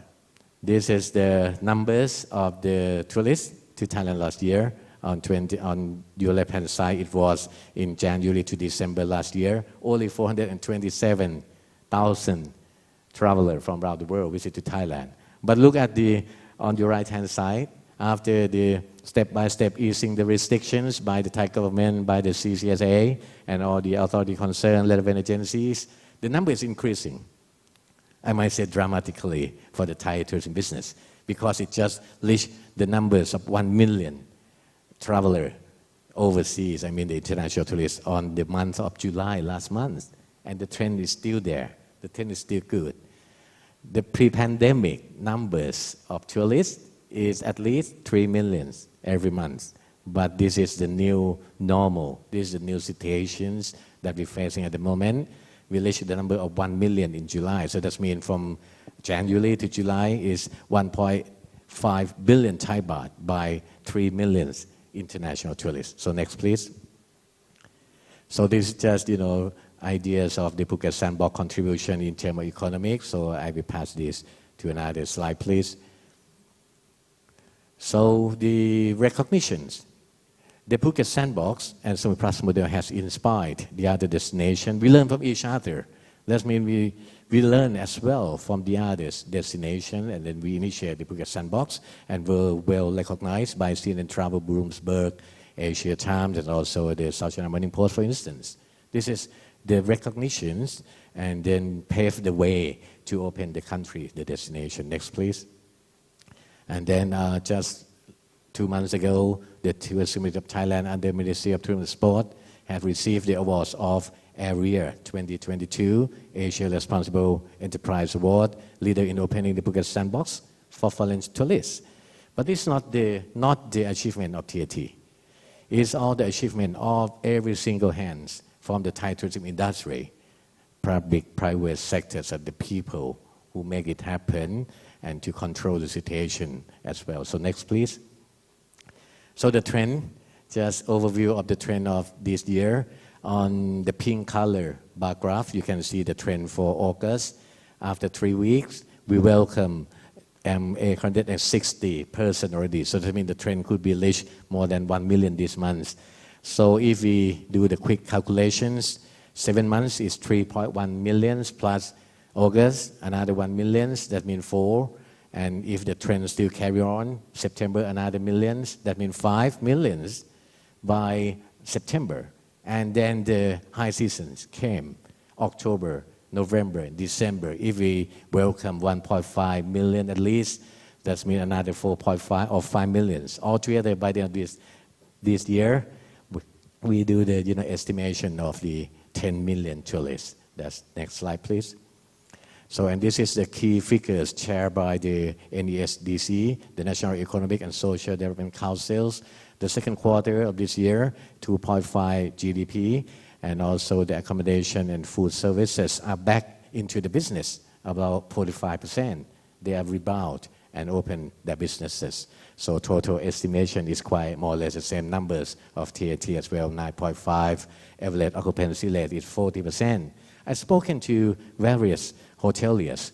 They mentioned that the average occupancy rate between 40 to 50% is good enough to survive, but not good enough, in terms of benefit to the whole, system of the ecosystem of the Thailand tourism. So they be the last 2 slides for my session, the first session. So next, please. This target was set by TAT, Tourism of Thailand, earlier this year. So that means we will set this approximately in May 2022. We targeted 500,000 tourists from June to September. But as you can see, the trend, the actual numbers is reached 1 million already. So that means that's the target we set. So what about next 2 years? The last slide for my first sessions. 2023, at least 80% of the revenue that we will achieve on year 2019 in terms of revenue, 80% back to the Thailand tourism business, but less numbers of the tourists. So that means quality rather than the quantity for the coming years. And 2024 is 100% full recovery back to the year pandemic, 3 trillion Thai baht. So that's from my first session. Thank you very much. Thank you, Kun Siripakorn. I'm glad to hear that we're having a successful reopening of the country. It seems that your recovery and resilience strategy seem working well on the numbers, showing that the industry has been bouncing back. And it is well known that Thailand has been in the top destination in many tourism ranking. And one important factor in those rankings is about the digital infrastructure. I think next stop would be Dr. Atip. What do you think about the digital infrastructure and the status of digital adoption or digital economy in Thailand? Dr. Atip, please. Okay. Hi. So I'll first talk about the bad news. So about the current status of digital economy up until probably the beginning of the year. And then in my second session, I'll talk about the good news, all the new public policies that recently came out that will be in support of tourism and also promoting investment in Thailand. But before I get to that session, I think it's important that I first really place an emphasis on where we really are, which is the bad news part first. Okay, so this page here would basically summarize where Thailand is in terms of our digital economy, especially in terms of investment in comparison to other countries in the region. So the headline is that technology investment in Thailand has been declining for the past at least 2 decades. Starting from 2015, if we think of the entire amount of investment into Southeast Asia as 100%, so Thailand probably had its share of around 14% in 2015. But if we went back further than that, when I was probably back in school, I'm pretty sure this number was in the high 20s. Thailand was probably around number 2, probably second to Singapore when I was back in school. But last year, 2021, and this is where what I meant by the bad news, we were down to 3%. So, for example, if there is $100 million investment in Southeast Asia, only $3 million would come to Thailand, and that is where we were or where we are. And so, looking at this number, in Southeast Asia, we are probably just ahead of 3 countries: Cambodia, Burma, and Laos. And this is where, if we don't do anything, we look at all kinds of trends, and we are likely to get smaller and smaller. I can go for hours talking about why it has come to this, but I think the investment community probably already knows. It has to do with competitiveness nature of Thailand in many different ways. The education of the people, public policies, taxes, and many other things, which I will not go into that number today. And another figure, which we all always compare against other countries, is the number of startups, of investment into startups, or the number of startups in Thailand. Last year, we had around 1,000 startups, whereas Singapore is up to 55,000 startups, about 50 times more than what Thailand has. And that's very impressive for a very small country. And we can even compare the number of unicorns. We have around 2 or 1, depending on how we count. We may be at 3 a couple months ago, but I think we're down to 2 again. And what is very interesting in this chart here is many of these countries were behind Thailand when I was back in school, or even a couple years ago. Now they are far ahead of Thailand. And a very interesting topic that we always discuss is how Indonesia has now surpassed Singapore in technology. But this is to no surprise, because Indonesia has a very large population. And in many ways, investors have found that they no longer need to invest through Singapore to get to Indonesia. They can go directly to Indonesia, and same as other countries like Vietnam, Malaysia, or Philippines. But what about Thailand? Where are we? And just remember, this is the bad news part before I get to the good news about what the government has done recently to try to turn the country around. And we did extensive interviews into why the investment into Thailand has been decreasing. And here's what we found. Number one, we found that when we have a startup that is starting to be somewhat successful and starting to be able to raise funding, the startup in Thailand would almost always get an offer by an investor. An offer would be like this: I will invest $100 million in your company, but you need to relocate your registration to Singapore because we like the laws better there. And almost always, no one can refuse. Well, it'll be difficult to refuse $100 million. No matter how loyal you are to the country, it's a very difficult to offer to refuse.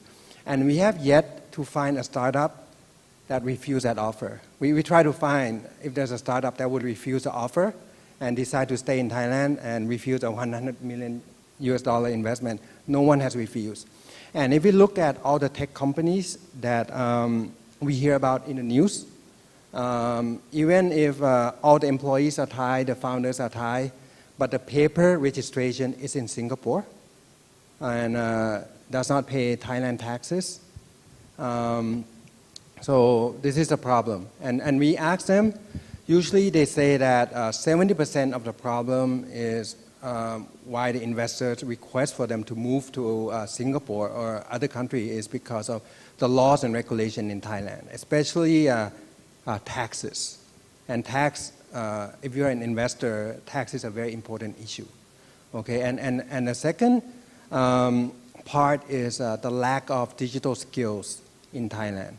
And this is something that would be really relevant to the second part. When I speak again for the second part, I'll talk about why digital skill is very important and related to, strongly related to the tourism and bringing in expat into the country. But if we, to give a little bit of details, if we look at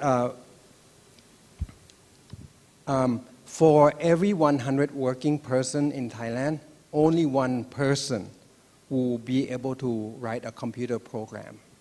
So we are at the point where if you have 100 working person, only one person can write a computer program. But if you compare to Malaysia, for every 100 working person, 11 persons will be able to write a computer program. That's where we are. And I can talk for hours about how we ended up this way, and this is a well-known problem. The government or the ministries know about this. They have tried to solve this for many years.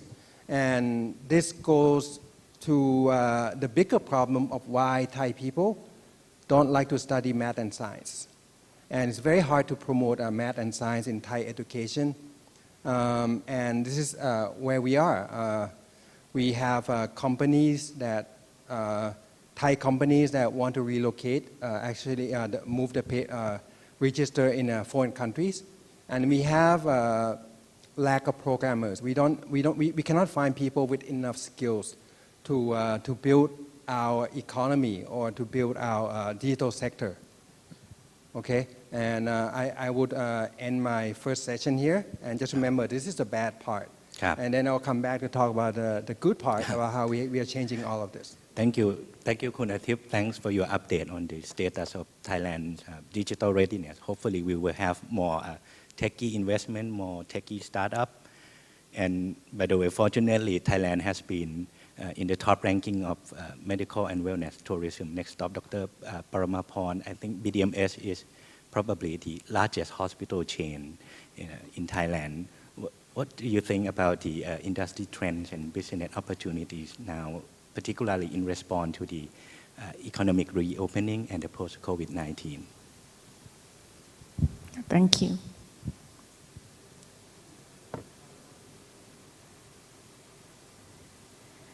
Briefly, may I introduce BDMS to someone who may not know us before. BDMS is the largest private healthcare operator in Thailand. Roughly, we have more than 50 hospitals in Thailand and 2 in Cambodia. The number of beds is beyond 8,000. Apart from hospital business, we also have BDMS wellness clinic, laboratory, pharmaceutical company, and chain of drugstores. We are proudly to be a member of Dow Jones Sustainability Index last year, and we still the number one or the first one in Asia in healthcare sector. The good news, medical tourism of Thailand, it's very well known, and we right now on the number 3. The figures that you see here, Thailand gained revenue from global medical tourism of $600 million. The area that we cover, it's the big city in Thailand: Bangkok, Phuket, Pattaya, Chiang Mai, Samui, and Hua Hin. All these are tourist destination. Why we are the choices for tourists? Firstly, we have to be good in what we do. And also government support Thailand in this area for Thailand to be the medical hub of Asia. We comparing to our competitor around Southeast Asia, also across globally, we still see ourselves as affordability. Thailand medical treatment are approximately 40 to 70% cheaper than others globally.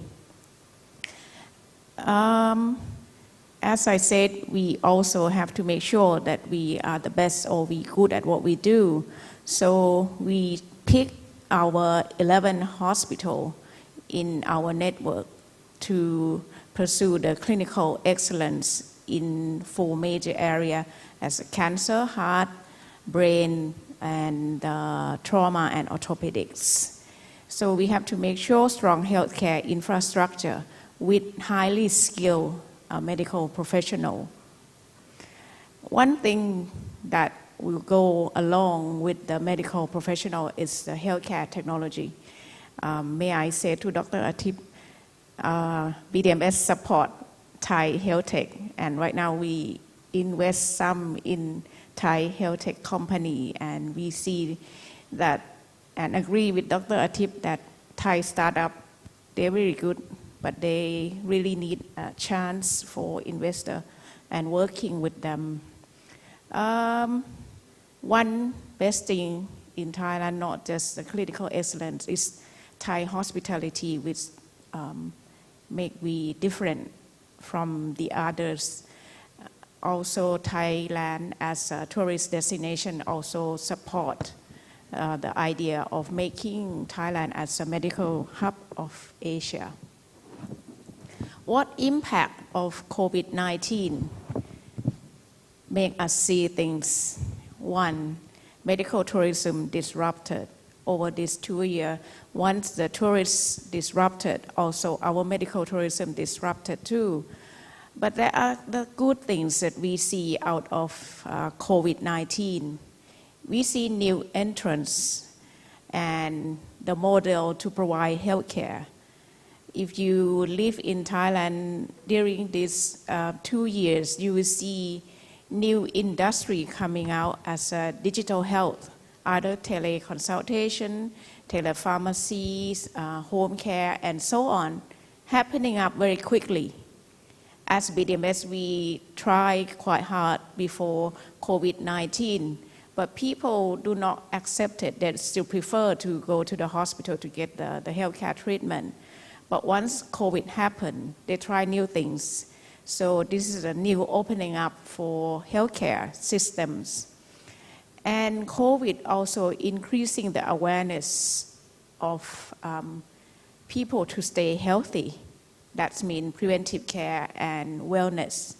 They want to living longer and stay healthier. What we planning right now, so it's not just a treatment.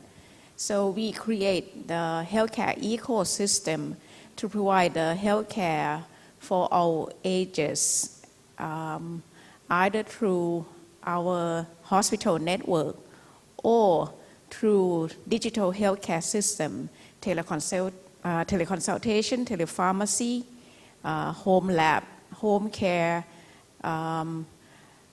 contribute by the chain of drugstore we have, working with the laboratory we have, and we also provide health content that reliable, especially through the social media, which people find lots of healthcare, and they have to choose what to believe, what is the fact, what is not. And hopefully in the near future we can connect the patient health records, that you can see your own records in your mobile or your personal device. The other opportunities that we see is the wellness industry. This is the information from Global Wellness Institute from 2020, which the number from 2021 is coming out. If you see the bubble, each bubble represents sector that related to wellness industry. So it's not just health, but wellness go through all directions, either tourism, real estate, physical activities, mental health, personal care, which is the largest area, and also nutrition, as the session earlier before us is about food. So Thailand has all the opportunity in all these angles. If you see here how the other does right now comparing to us, the wellness industry mainly will be in other area, either in North America, in Europe. Asia Pacific may not reach the number as the other, but we have significant growth in our area, so we have a big opportunity here. I like to stop here, and we'll come back to the second session. Thank you, Dr. Paramaporn, for sharing your view on the positioning and key advantages of Thai medical tourism on the BDMS healthcare ecosystem and on the increasing global demand for wellness.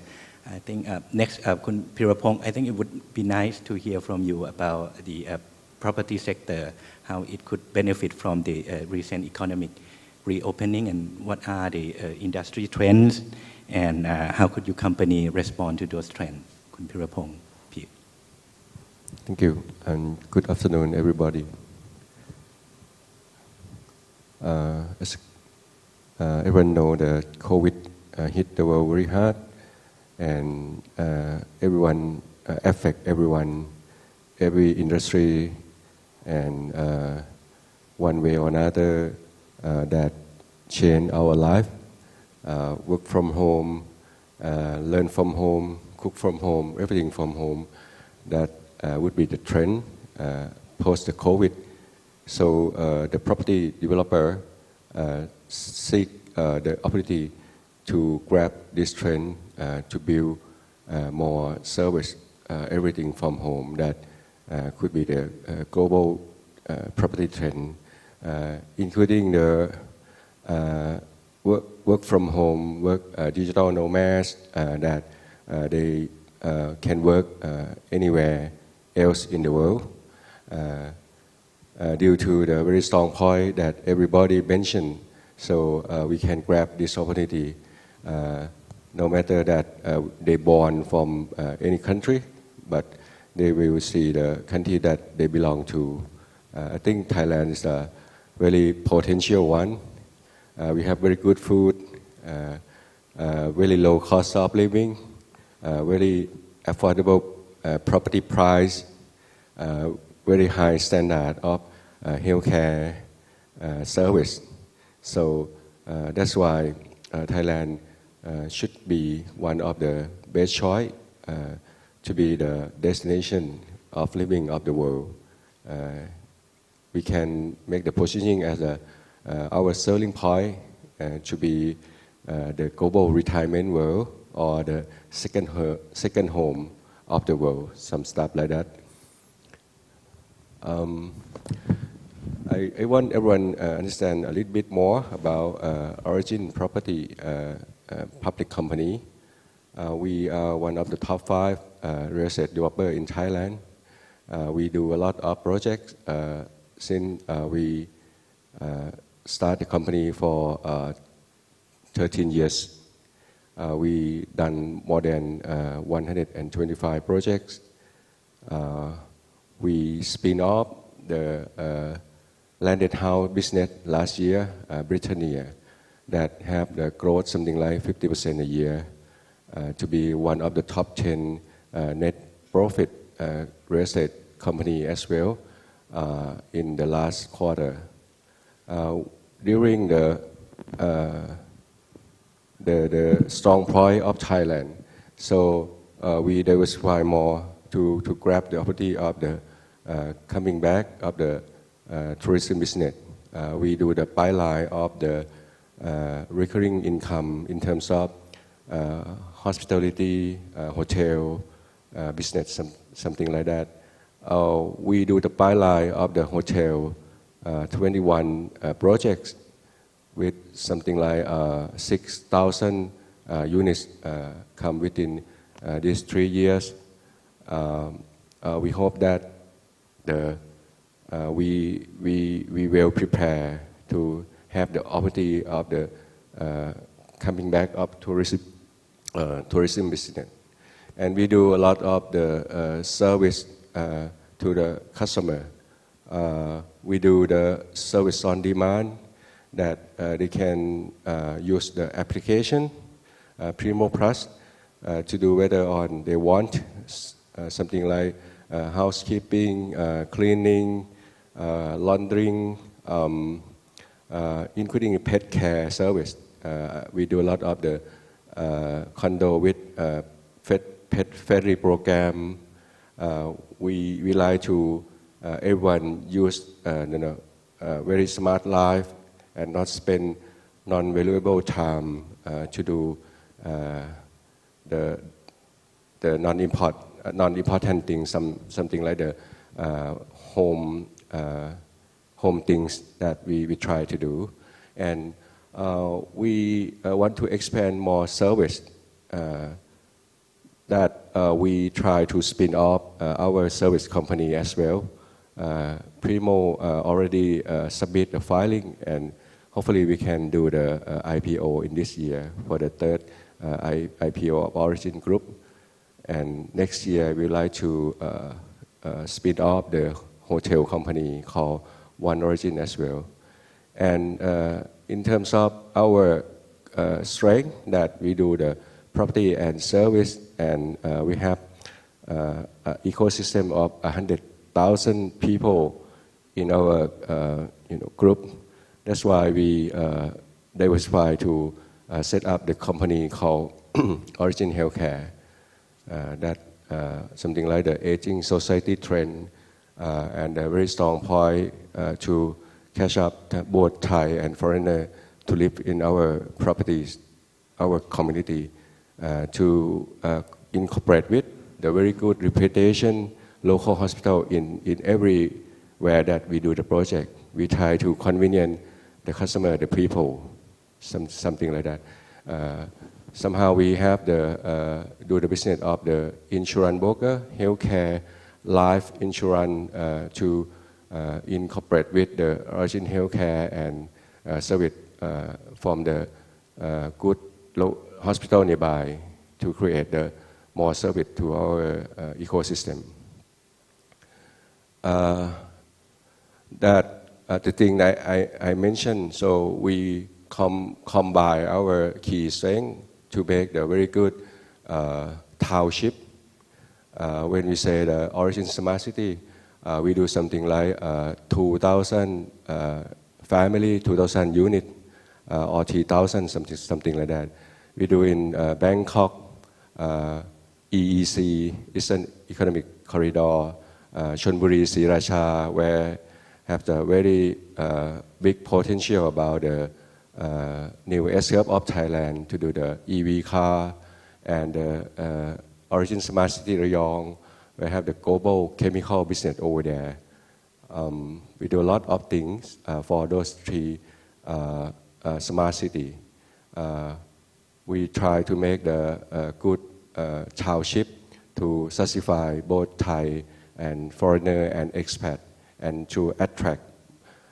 They can spend very affordable price for condominium, 2 million baht to live in Thailand, to live with a very high speed internet environment, 5G come through, very good in terms of corporation, healthcare and wellness service.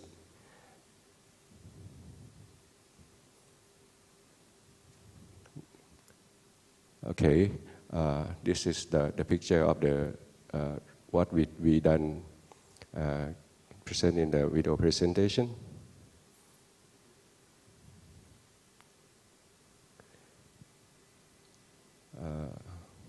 Okay, I skip that. And not only in the township model, we do the smart complex model as well. When talking about smart complex, we do things something like 1,000 to 1,000 units. We do it for the wealthy expat or wealthy foreigner that want to locate in the CBD of Bangkok. We do probably the biggest freehold project in CBD of Bangkok with nearly 2,000 units, very high end. And at my place, like the Thong Lo, Sukhumvit 55, that not only Thai but foreigner and expat very convenient to live with the very good lifestyle over there. The mixed-use project comprised with the residential, the branded residence, the retail space, the smart office over there to attract more and more. You know what? In 2017, the foreigner buy very popular to buy condominium in Thailand because the price, the environment, the very good thing that everybody that mentioned already. Not only that, to connect with the Bangkok and EEC, so we pinpoint in the very good strategic location, Bang Na Junction, where they have the Sukhumvit Road connect to Suvarnabhumi and the gateway of the industrial business in Thailand. We also do Origin Smart Complex Bang Na. Thank you for this session. Thank you, Kun Pirapong, for sharing some industry trends such as the digital nomad, smart city, and aging society, and some of your company projects that try to capture those trends.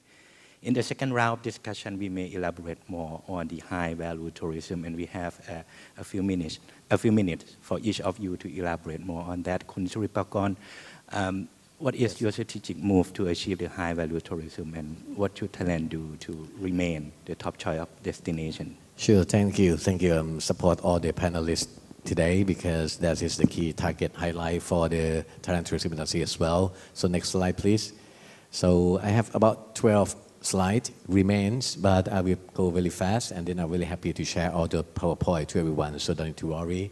That is the key strategic directions to create demand, shape supply, and drive collaborations. That's the key strategy to success and to achieve all those high-value tourists in the future. So next slide, please.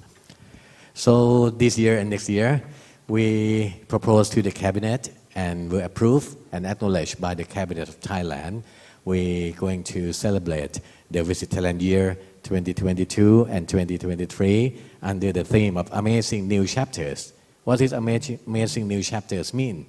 It is very good aligned with the theme of today's event as well, the new hope of destination of living. The new chapter is also about the experiences menu. The new chapters after 2 years of the pandemic, whereas the people around the world, they're working from home, as everyone mentions. Thai people, in particular, the Thai hospitality, we're working from heart. We work from heart to welcome and then shape all the supplies, upgrade, leveraging the service, digitalizations, and also the sustainability way as well. So next slide, please. So with the key strengths of Thailand, the soft power of Thailand, or I might say the code name is SPOT, S-P-O-T, soft power of Thailand. We define as 5F and 4M. That is the amazing new chapter. The food, fashion, fight, festival, film, and also music, museum, master, and metaverse, meta-tourism, digital. That is the key soft power of Thailand. Next, please. So this is I might, spend some time to explain about this. It's also about the, paradigm shift. We no longer promote the destination brochures. We no longer produce the product catalog, but we're going to propose the new chapters of the experiences menu to the tourists. This is we define from A to Z or A to Z. Amazing Thailand has it all. in Thailand after the 2 years of pandemic. This is the new experiences menu. Look at some details. A stands for authentic artisan of actually wellness retreat actually. The ecotourism, of course, responsible tourists, and also the look at M is medical tourism, just like Dr. just mentioned, the medical tourism and wellness, organic lifestyle, and also the reconnect with nature, responsible tourism. W, workation, digital nomad, that is the key target experience, but we need all those infrastructure support, all those IT infrastructure support to these kind of target segment. Z or zero waste, zero food waste. This is the key of the sustainability way to propose to the tourists the new experiences menu of the amazing new chapter. So next slide, please. What about the achievement this year? Thanks to everyone. Thanks to every single hand. Travel Leisure Asia, we are the best city, Bangkok and Chiang Mai. We are the best island, Phuket, Samui and PP. And also, we are the best digital nomad cities globally. We are on the second, just behind Denmark, if I'm not wrong. We are the second. There are 4 criteria of the best destination for digital nomad. First, IT infrastructures. There are more than 15,000 Wi-Fi spots in Bangkok that were, announced and published by the prize awards on that day. We are one of the best value for accommodation. We have varieties of food and restaurant, and also the local and public transportation is good. So this is support all the target segment of digital nomad by the achievement of the world recognitions by the achievement of Thailand. So next, please. So there's some example of the achievement. The best city, Bangkok, destination. We are the most popular destination, TripAdvisor Award number 5 and 6, and then the annual Global Retirement Index on the lower part of the right-hand side. That's I would like to focus on this as well. Even we are number 5th, but we are in the top 5 of the best place for retirees. So that's why we set the target for this year. Next slide, please. So the potential target segments for the Thailand tourism industry by the Tourism of Thailand under the Ministry of Tourism and Sports. Of course, the first one is family, because they often travel during the off-peak season, even this moment. And they are the very first group who travel to Phuket Sandbox. We saw a lot of the family tourists from around the world come to Thailand because they got confidence, they trust in the destination. They're safe here in Thailand. Digital nomads, of course, because of Dr. Atip just mentioned, we need more travel tech startup. We need more IT infrastructures, to do remote working from anywhere, and long stay travelers. Health and wellness, of course, absolutely. Millennials, active senior, that is the key target segment. So next one, please. So this is the last slide, if I may, to share to everyone. Because after this, there will be some kind of the key challenging of the airlines at the moment. The long-haul market, we're going to promote Thailand as a year-round destination. Because normally, with the pre-pandemic, all those Europeans and super long-haul United States, they came to Thailand during winter. But at the moment, the behavior changed. They travel longer, they stay longer, and they travel more often, and they have to stay they would like to stay longer. So health and wellness, family with kids, active senior, and remote workers, teleworkers are the key driving for the long-haul market. And the new market like Saudi Arabia, which actually the Thai Airways will just, resume, open the inaugural flight between Riyadh to Bangkok. That's another key potential. USA, the Delta Airlines, in collaboration with the Asiana Airlines of Korea, they're going to fly more frequently to Thailand via Korea. Short-haul market, the great resumption of 5 news, right? New hope today. New segment with the growth potential, as we mentioned already. New areas for the source of tourist market, so not rely on one single market any longer. New partners in existing market in terms of digital tourism, in terms of responsible tourism as well, and then in terms of the hospitalized health and wellness. New infrastructure, we need to shape the supply, and new way of travel experiences, the new high-speed train, connectivities. But only one thing that I would like to mention, at the moment, the demand is still high. The pent-up demands, there's still rise in terms of demand, but the key challenging is the connectivity, the accessibility, the airlines. At the moment, according to the figure from CAAT, Civil Aviation Authority of Thailand, they mentioned only 30% of the flight slot were in operating. So that means only 30% of the flight slot are in operating. So that's why that is the key challenging. The surging of the oil price as well, even those surging of the air ticket fare because limited service and also the surging oil price. But despite that, the demand still high. Still got great opportunity that I would like to say about the new futures, the great opportunity for Thailand tourism. Thank you. Thank you, Kun Siripakorn, for sharing your strategic direction towards high-value tourism. I really like the A to C, Amazing Thailand has it all. And the letter W and letter M, I think other panelists may elaborate more on that, the vacation and the medical tourism. Dr. Atip, I think people are changing the way they think about the workplace, and you have some idea to share about remote working and digital nomad in this route? Yes. Okay, sure. I will continue from where I left off. Earlier I talked about the bad news. So now I'll talk about the good news, and it will be related to what a lot of the panelists are talking about. So this year, two things happened.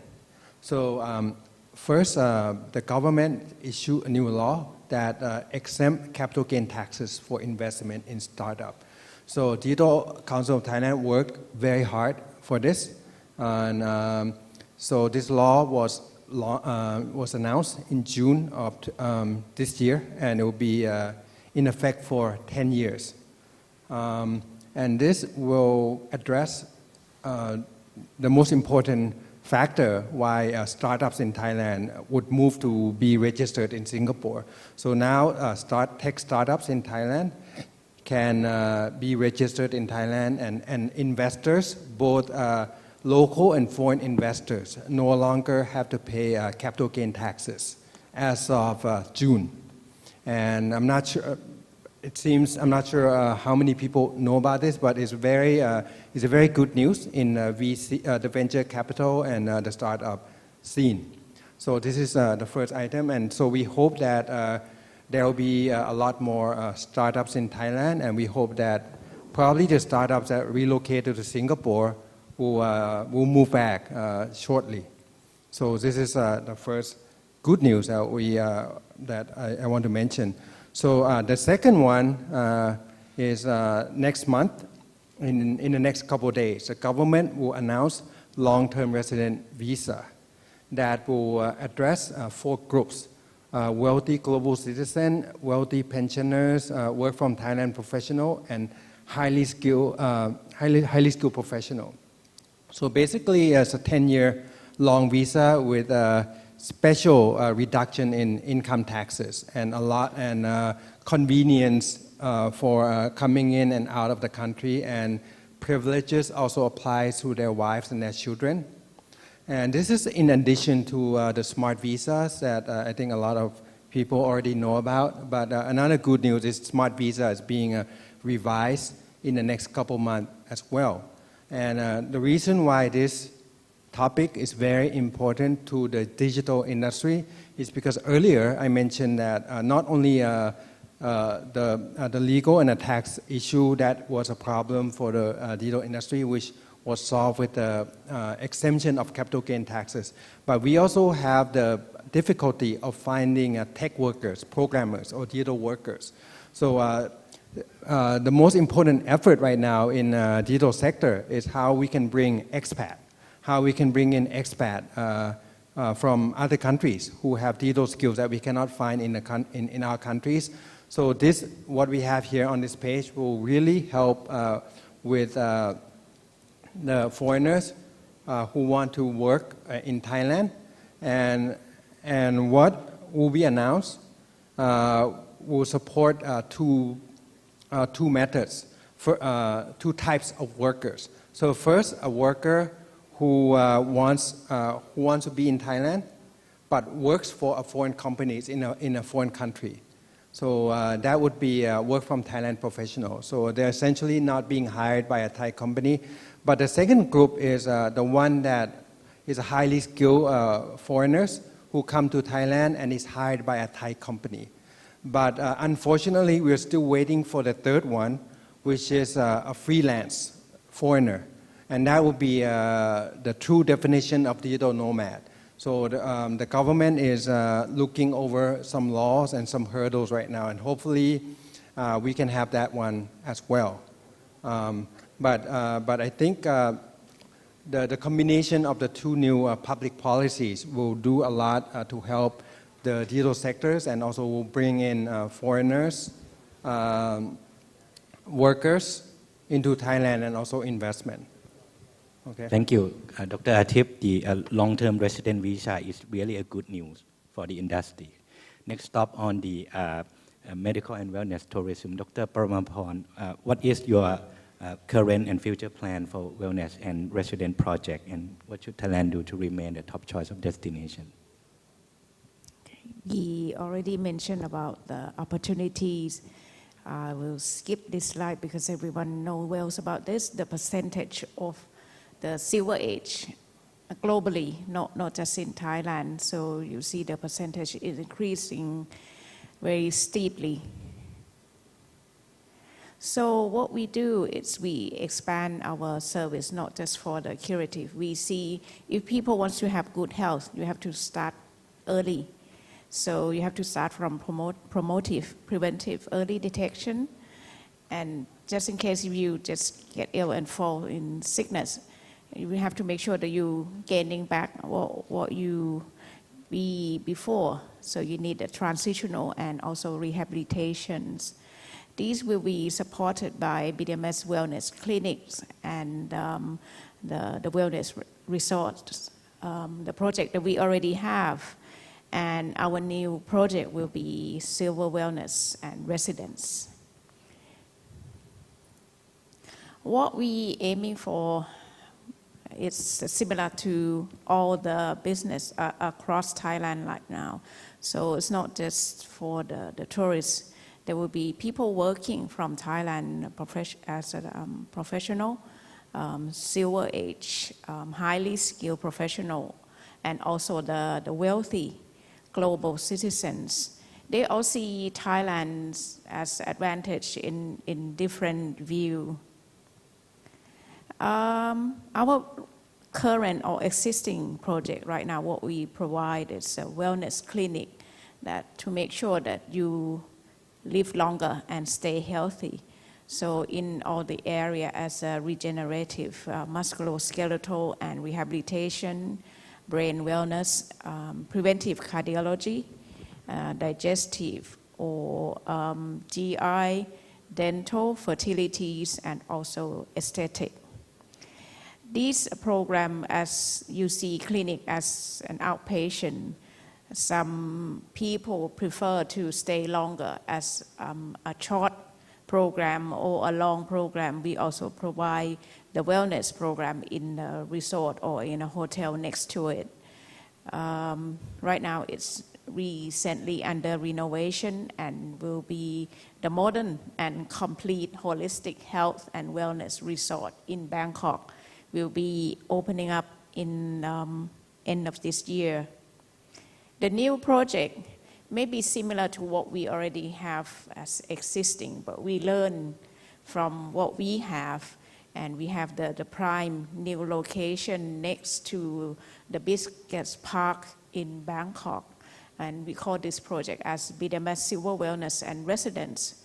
So there will be a wellness tower comprised of clinics, plaza, and hotel and service, which will be served for the clinic itself. And next to it will be the residence as a condominium. All this environment will serve people who wish to stay healthy and live longer. And as the location is in Bangkok, It's provide opportunity for them to work and do things, keep in touch with families, traveling, and so on. That will be shortly about our new project. Thank you. Thank you, Dr. Paramaporn. The Wellness Center sounds very exciting, and it will accommodate the increasing global demand for wellness. Next, for being the top destination for long-term stay, long-term resident, Kun Pirapong, have you seen a property project in this direction? Any new business opportunities for your company? And what should Thailand do to remain the top choice of destination? Thank you.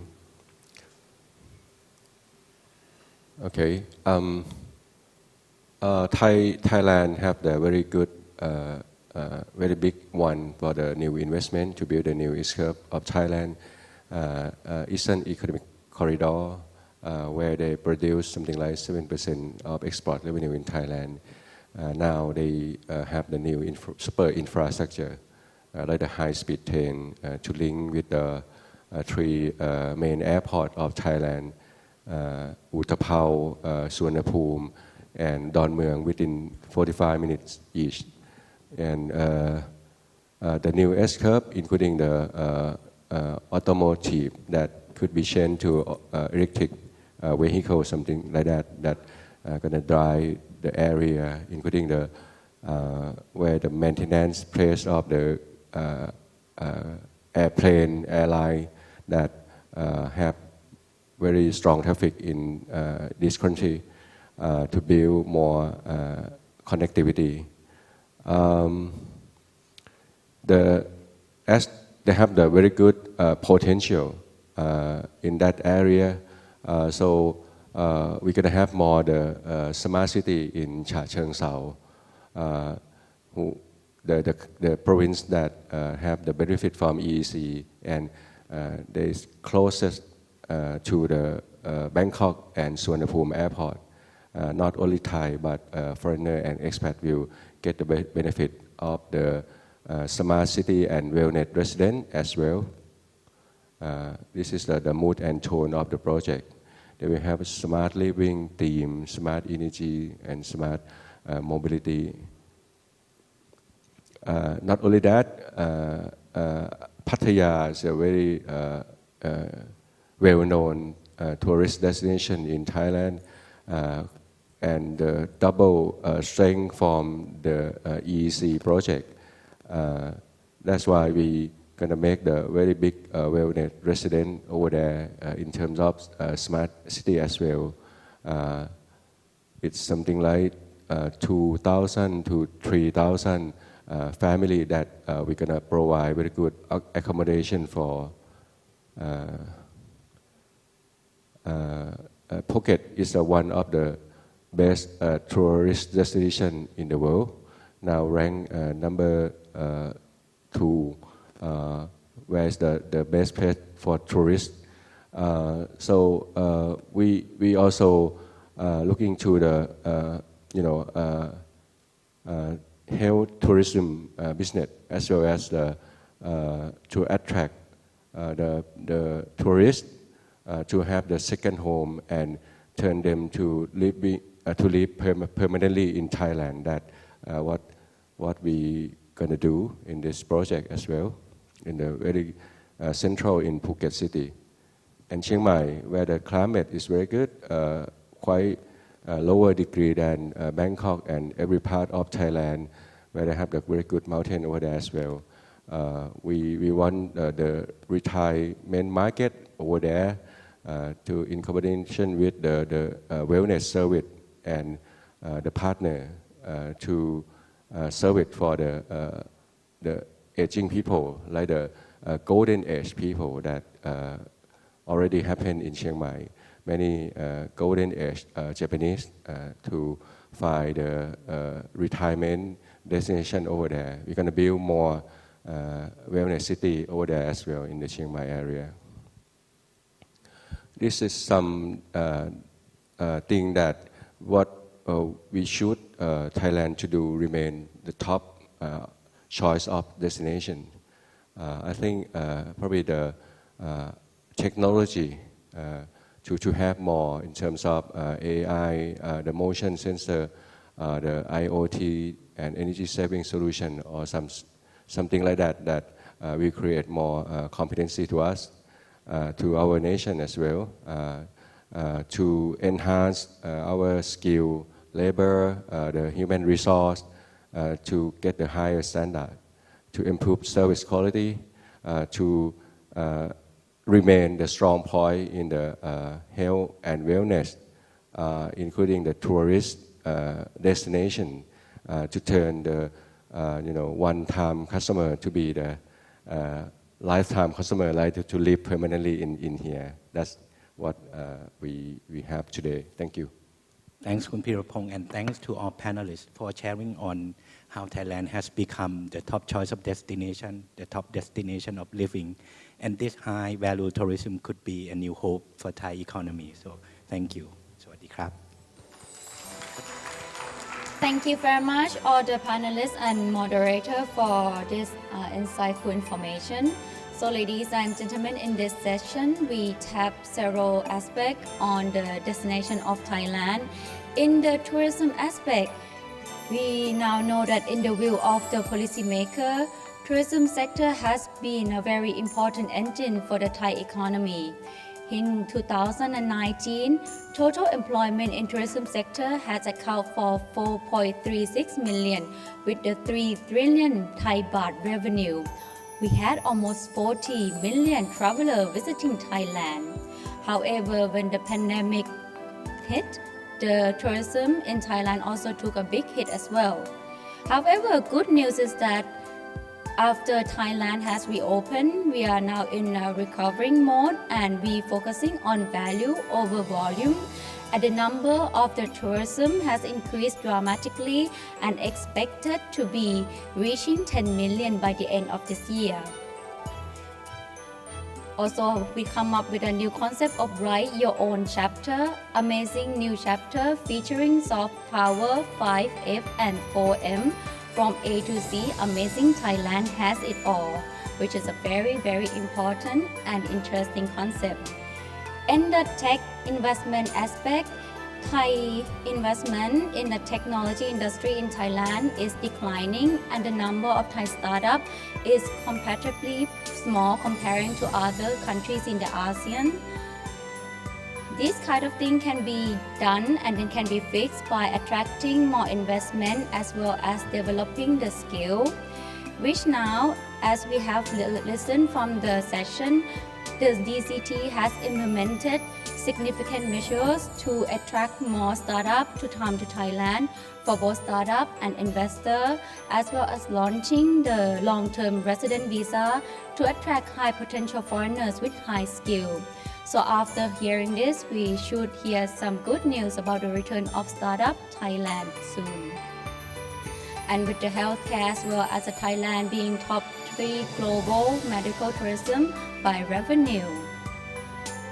So ladies and gentlemen, we have come to our last session today on delivery sustainable growth with innovation. We receive an honor from Mr. Sarat Ratanawadi, Chief Executive Officer of Gulf Energy Development, Mr. Chaiwat Kowa Visarat, President and Group Chief Executive Officer of Bangja Corporation, and Mr. Vishan Chitpakdi, Chief Executive Officer of SCGP. Mr. Manpong Senanarong, Senior Executive Vice President of the Stock Exchange of Thailand, will be the moderator for this section. So ladies and gentlemen, please join me to welcome all the panelists and our moderator on the stage, please.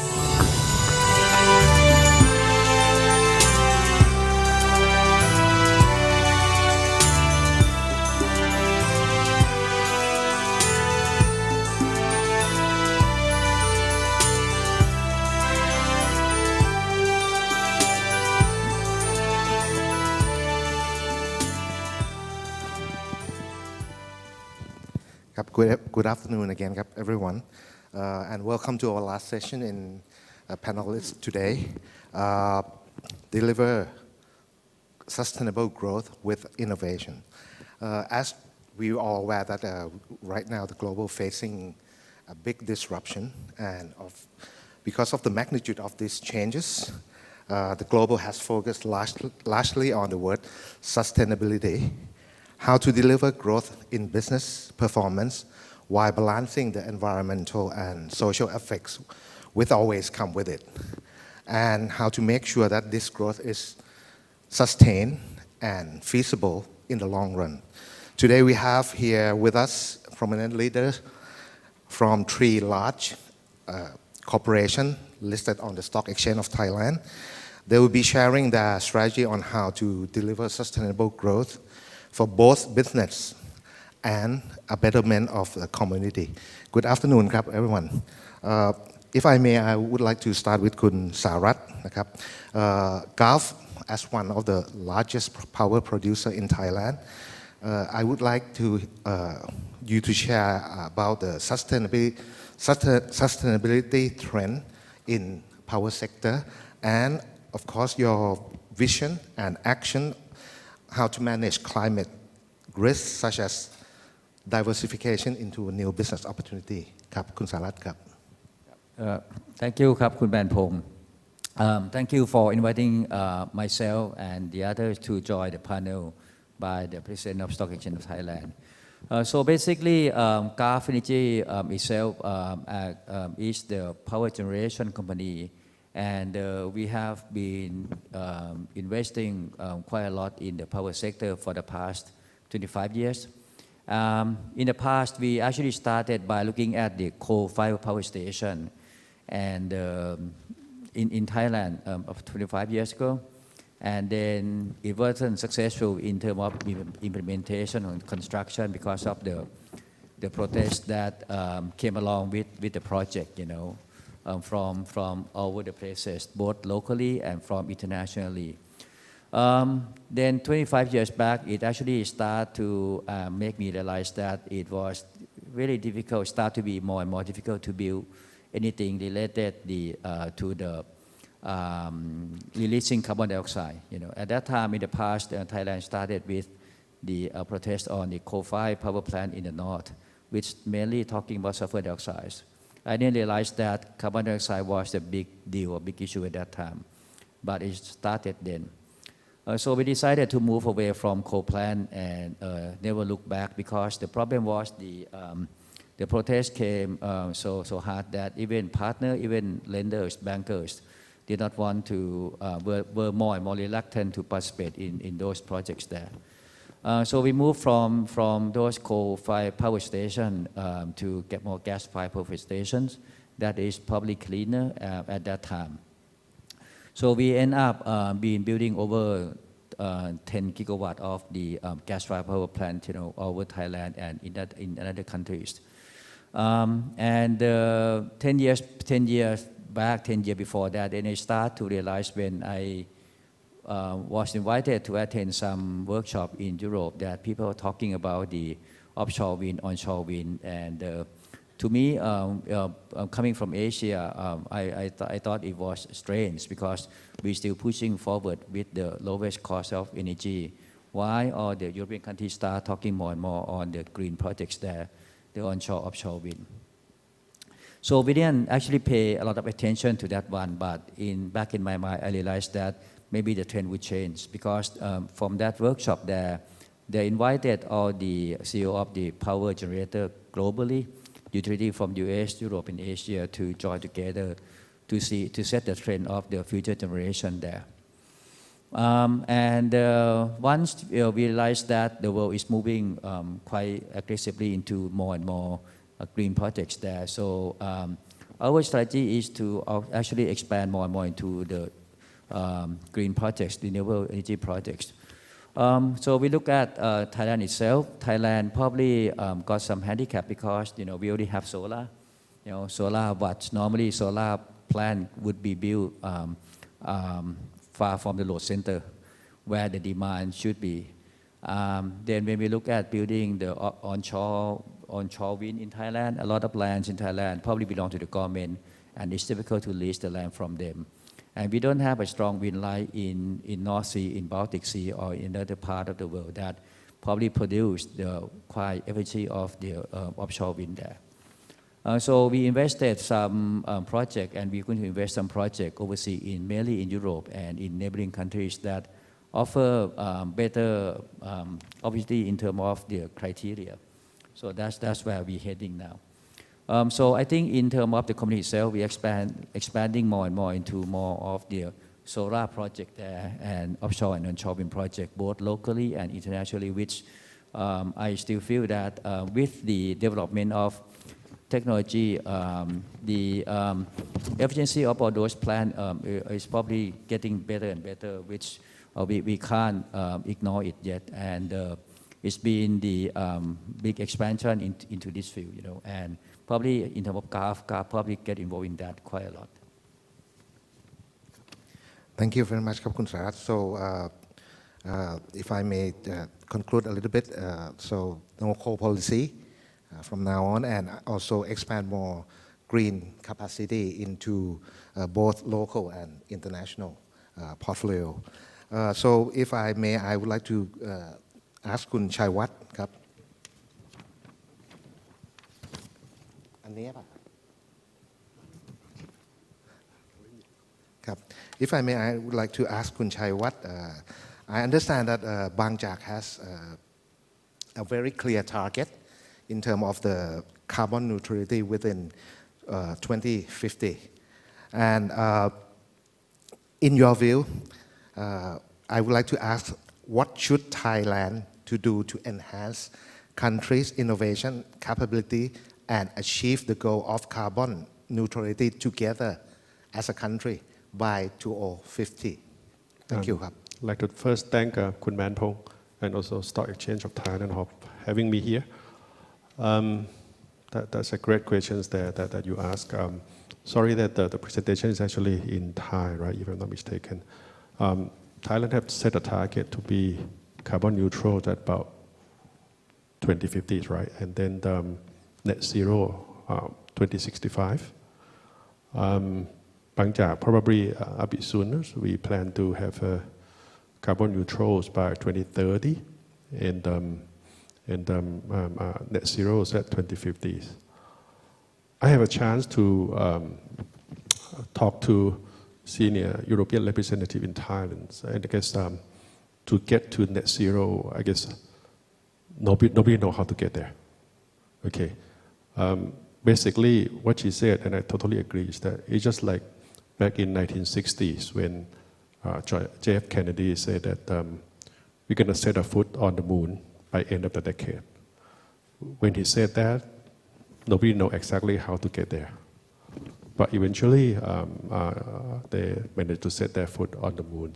I guess it's the same for net zero here, where we know that we have been emitting a lot of carbon dioxide, and we try really hard, to get there. But it's rather difficult, really difficult, and nobody would know when and how to get there. Okay. Maybe I have another page in front of this, right? You also asked that what should government do? Can you turn back a page, please? Because I think here you go. Right.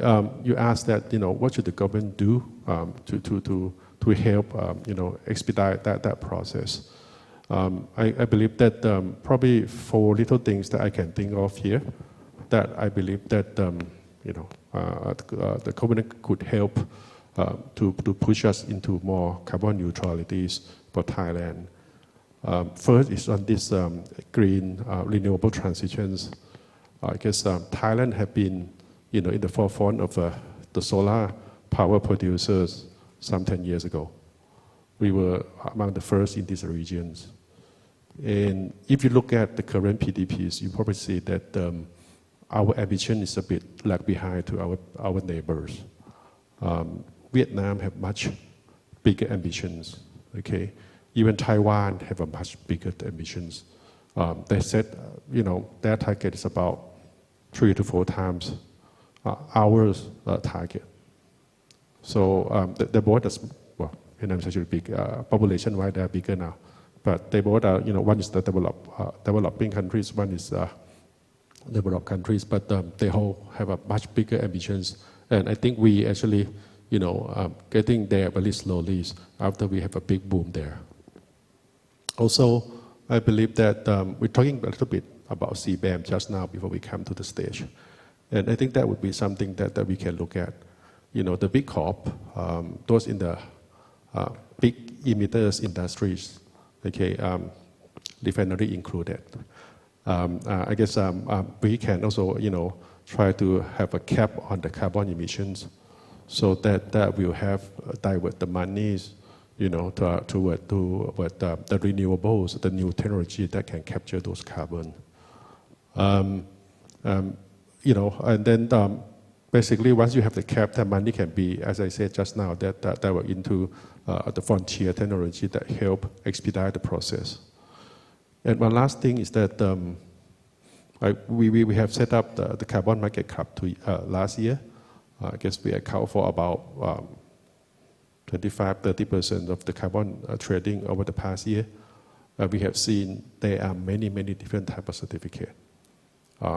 So I guess if government can work first and then together within ASEAN, we should have one certificate.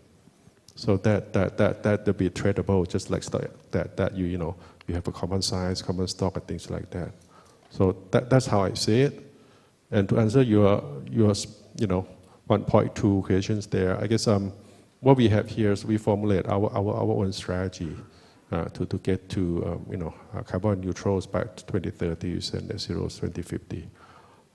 We call it BCP 316 net.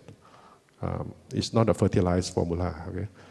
But B is basically we're trying to improve the efficiency of the machineries. Try to reduce those emissions. I believe by doing so, we can reduce that by about 30% from 2019 pre-pandemic. So I guess that's probably one of the things that we're going to do. Secondly, is that we try to carbon sequestrate by natural mean, planted tree, mangrove, or even seagrasses. That will actually help. And we looked at that will contribute to about 10% of our emissions. And the remaining 60% of the emissions, for the time being, we believe that we will make a lot of investment in the renewable to as much as possible to offset our emissions. Short of that, we will go into the carbon market to purchase carbon credit to offset that. And hopefully by 2050s, all those frontier technologies, carbon captures, utilization and storage, hydrogens as a fuel, will be more commercial viables. We actually pursuing those opportunities actively as we speak, and hope that in 2.5 decade time, then things will be more tangible, more affordable. And also, as you can see, we set up an ecosystem we call Carbon Market Club.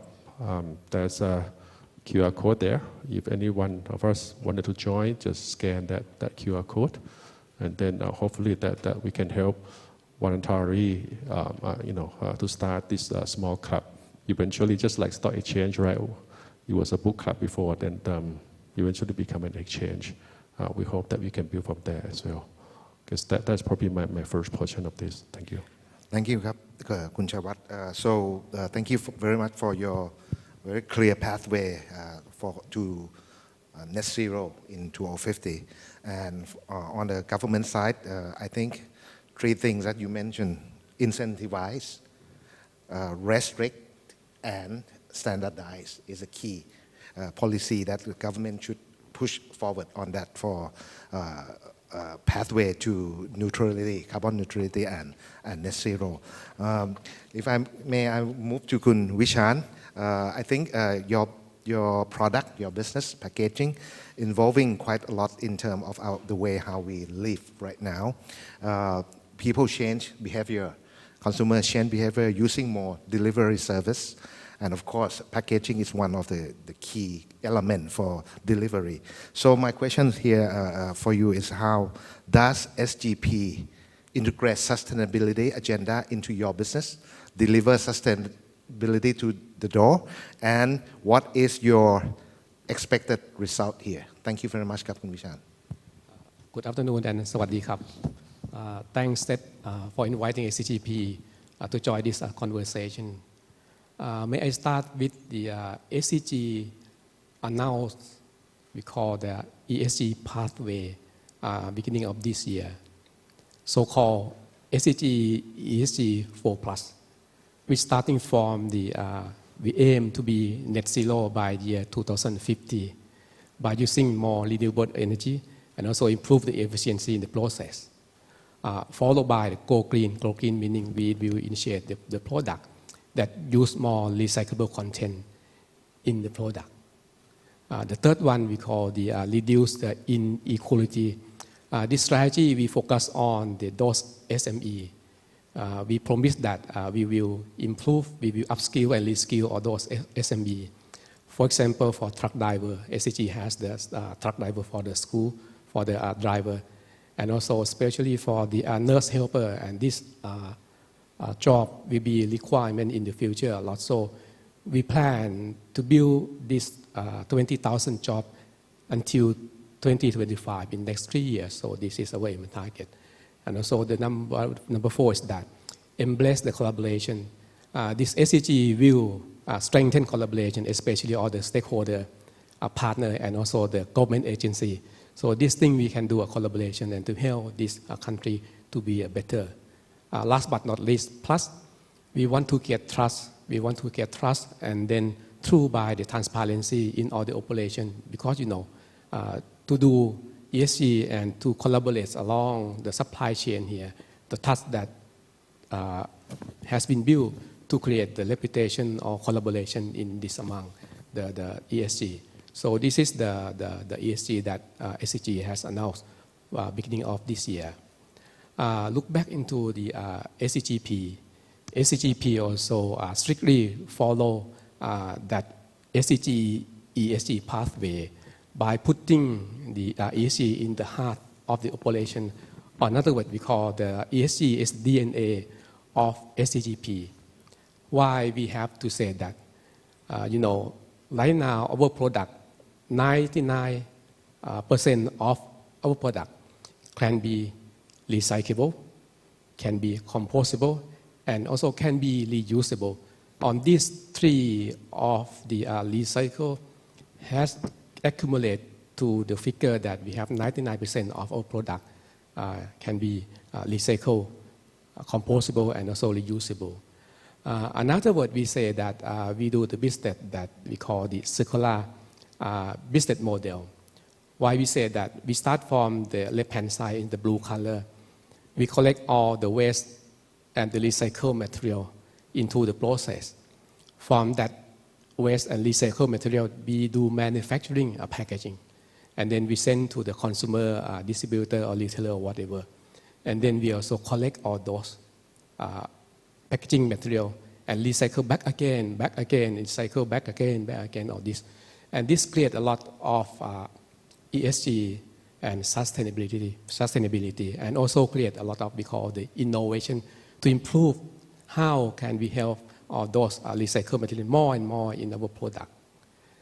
That's the way we call the circular business model. To implement the ESG and to achieve the sustainability that Kun Manpong asking, we separate the implementation into 3 areas. Start from the first one. The first one we said that, okay, what we can do within our business. First thing we have to do inside what we can do within our business. So in the past year, we also improved a lot. We call the recovery rate. We put the machine, we put the logistic to collect all the waste paper to come back to the factory and to remanufacturing again. And you may know that in the past month, in July, we announced the merger and partnership with the company named Perte, stay with the company this in the Netherlands. This merger and partnership will allow SCGP to access more recycle and to bring all those recycle to use in our country. This is the good thing. So that number one, what we can do within the business. The second area that we do, how can we collaborate? Meaning we collaborate with others. As you know that in terms of the ESG, we do in our company, we do in our country, it might affect in other areas. So the collaboration to achieve the sustainability is very important. In this case, let's give you the example that we have the partner in Thailand, 145 partners.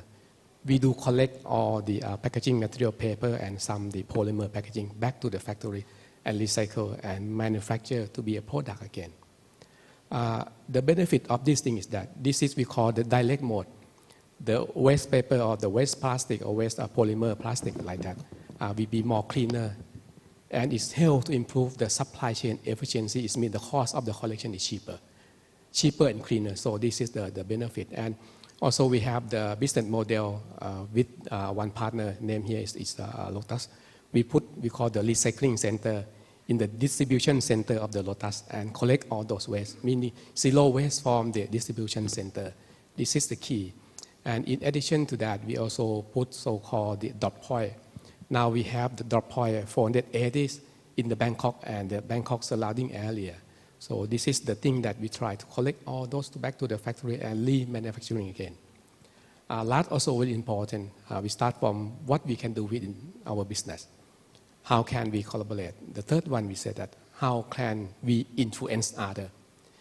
This is the thing that we can influence. If we cannot do, we can influence others. The example that I show here is about we call the objective is to be the zero waste community. We can do in a factory. We want to expand this to the communities around the factory. The project name is the English mean community like waste. Like in English mean love, mean community love the waste. And the like in Thai mean lack of, meaning the community lack of waste. So the community that lack of waste and community that like waste, love waste also. This is a key. The example that we have to go to teach all the people in each community how to separate all the waste and how to create the value from the waste. We started project in 2019 with the 18 communities and improved to be to 2020 is the 48. And last year, 2021 is 51, and this year we expect that we will reach 86 community. This is the way that we enlarge and collaborate and also influence others to implement all the project and reaching to the sustainability. And of course, the aim of this project, as mentioned, we have aim, now we have 99% of our product can be recyclable, can be compostable, and can be reusable. And our target in 2025, we want to aim 100% of our product can be recyclable. So it's only 1% in 3 years. It needs a lot of effort to achieve 100%. This is to follow the trend in this global. And with this implementation, we believe that the community will be better, company will be better, and the country will be better, and it gives the beautiful for this planet. That's my response for the first question. Thank you very much, Khun Bishan. So I think if I summarize very quickly here, you start with set up the clear and simple goal and a measurement. Then building trust and partnership is another key in order to both accomplish your sustainability plan and also expanding it out toward the community. I think we now heard from our CEO panelists here on how to capture the opportunity from sustainability and how to managing risks around this sustainability trend. Let's now turn to issue of innovation. Again, I would like to probably start with Khun Sarat first again. At the beginning, we already mentioned that we are facing a disruption. How does this disruption, including geopolitical politics, for example, or even the climate change concern, affect your plan in speeding up innovation and climate care initiative at Gulf? and what are some difficulties and challenges to overcome with that ครับคุณสารัตน์ครับขอบคุณครับ Yeah, very difficult question. Anyway, so basically, our company has been focusing more and more into the renewable energy projects, which we feel that will set the trend of the world energy for the next few years. But because of the shortage of the gas supply in the world and the oil price that has gone up significantly there, so everything always been revised and can always be changed. So there was some talk that in the past that the gas plant that not supposed to be a green type of projects there. There are some consideration by some country that they might include or they might switch back saying that considering the gas plant to be the renewable energy projects to cope with the disruption in the world due to geopolitics there. But this thing can always change. So I mean, depending on people that will set the trend, set the tone there. So with the tightening of the gas supply in the world, and we don't know how long the conflict would last between those countries that create the gap between the supply and demand in the gas market, which we have seen that the electricity price in Thailand has gone up significantly there. I think it's not due to inefficient of EGAT or people like us as the generator there, but it is due to the gas price that has gone up so high that I would say that uncontrollable. And the only way that it will be controlled is that it will take a few years to see the balance between the supply and demand, to see whether the new supply will probably can be ramped up to match with the new supply will be ramped up to meet with the demand of the use of gas there. The expansion of the renewable energy projects, no matter how fast or how aggressive it could be, but it still cannot match the stability and the security of the best of plant, the gas plant, the coal plant, the nuclear plant. If you're talking about the best zero carbon plant, you have to go with nuclear. But I don't think that any country would go with nuclear except France is looking to start on the nuclear plant that they have shut down. So the world always change. The world is not moving backward, always moving back and forth depending on the situation there.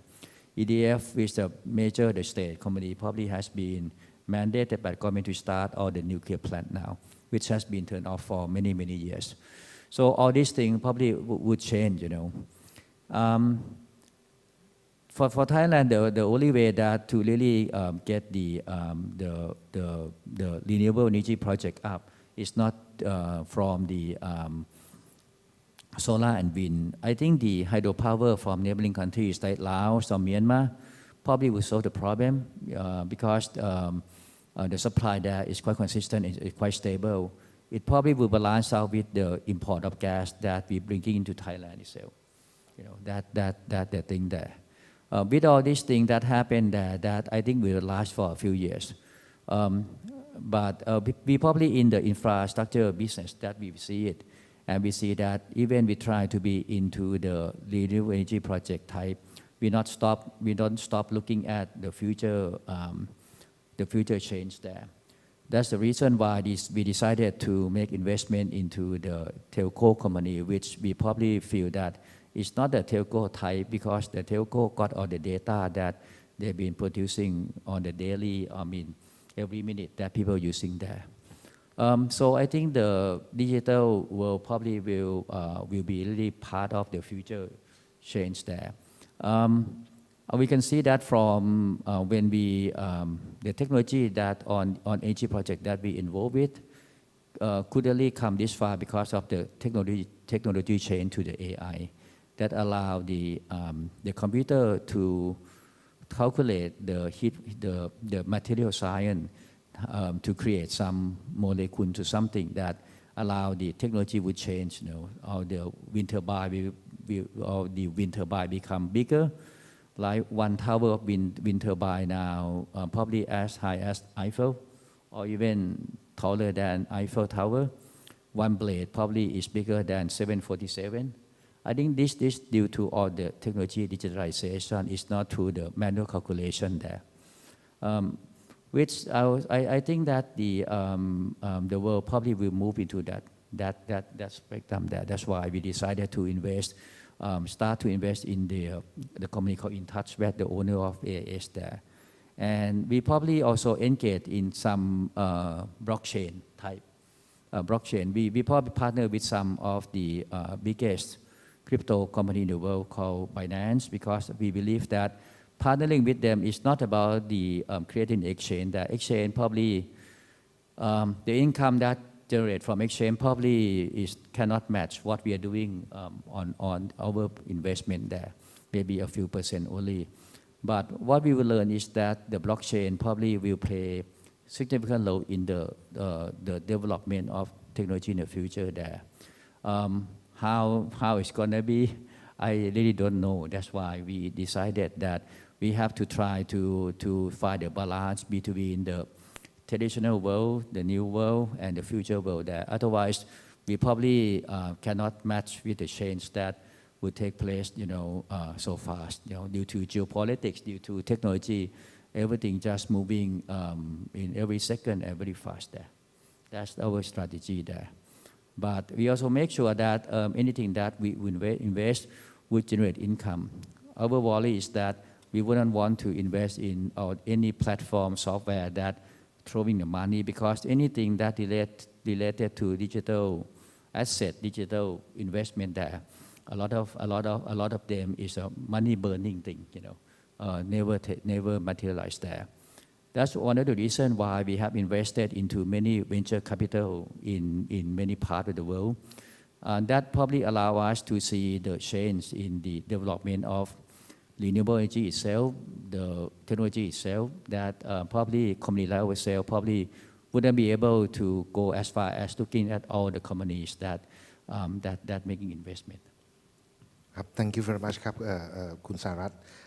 So I think the difficulty and challenges, you have a plan. If I may, the strategy is to diversify into other new business area.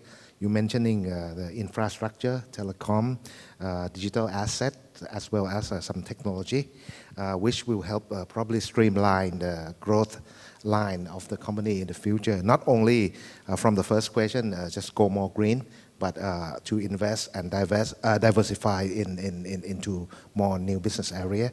And thank you very much for a very new information for me that about the gas that you mentioned about due to the politics right now, people thinking about the gas to be one of the climate care project if it's going to be that way. Thank you very much again for your answer here, Kun Sarat. Let me turn to Kun Chaiwat. I understand that Bangchak Corporation have a lot of projects that involve ESG and sustainability. In your view, what should Thailand do to enhance the country's? In your view, I'm sorry. The question is. I thought you're going to go back again. In your view, in terms of sustainability, how successful are Thai-listed companies do? And what initiation and ESG implementation in your organization? If you can, please help us expand more on that. Thank you very much, Kap. Sure. Thank you.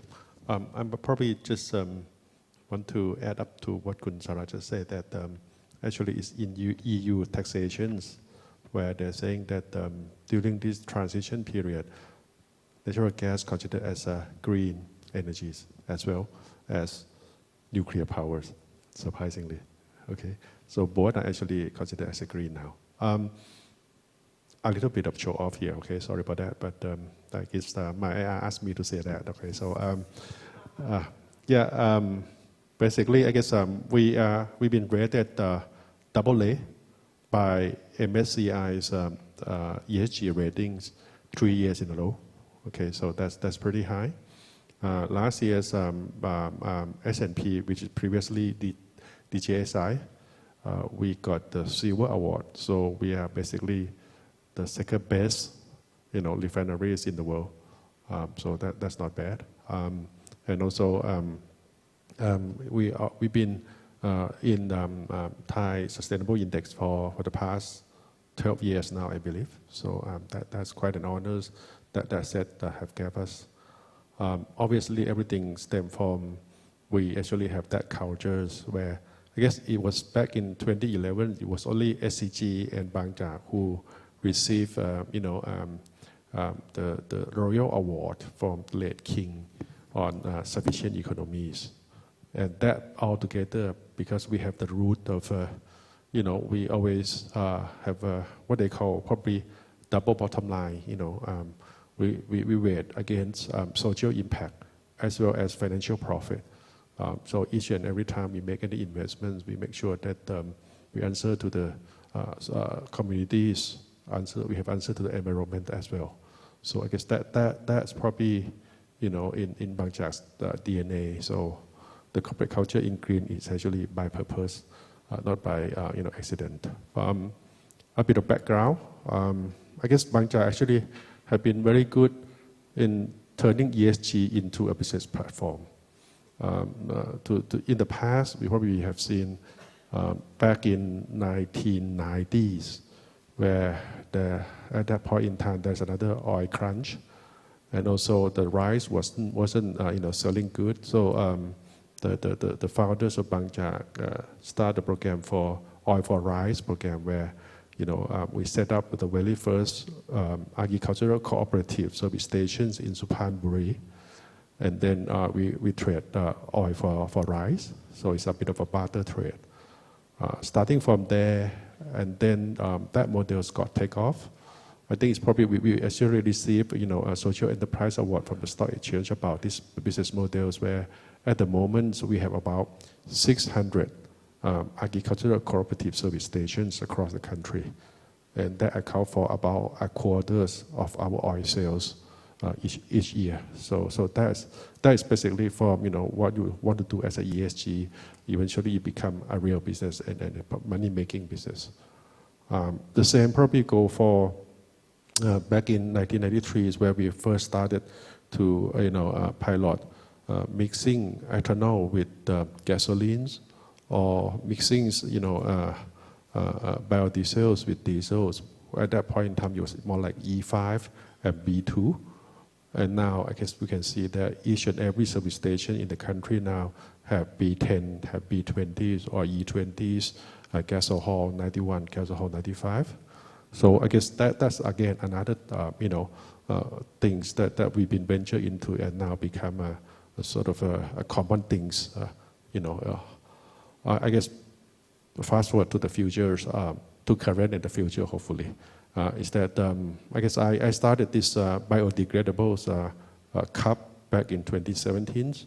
I think up until now we are still the largest buyers of biodegradable cup. Okay, we probably use about 200 million cups a year.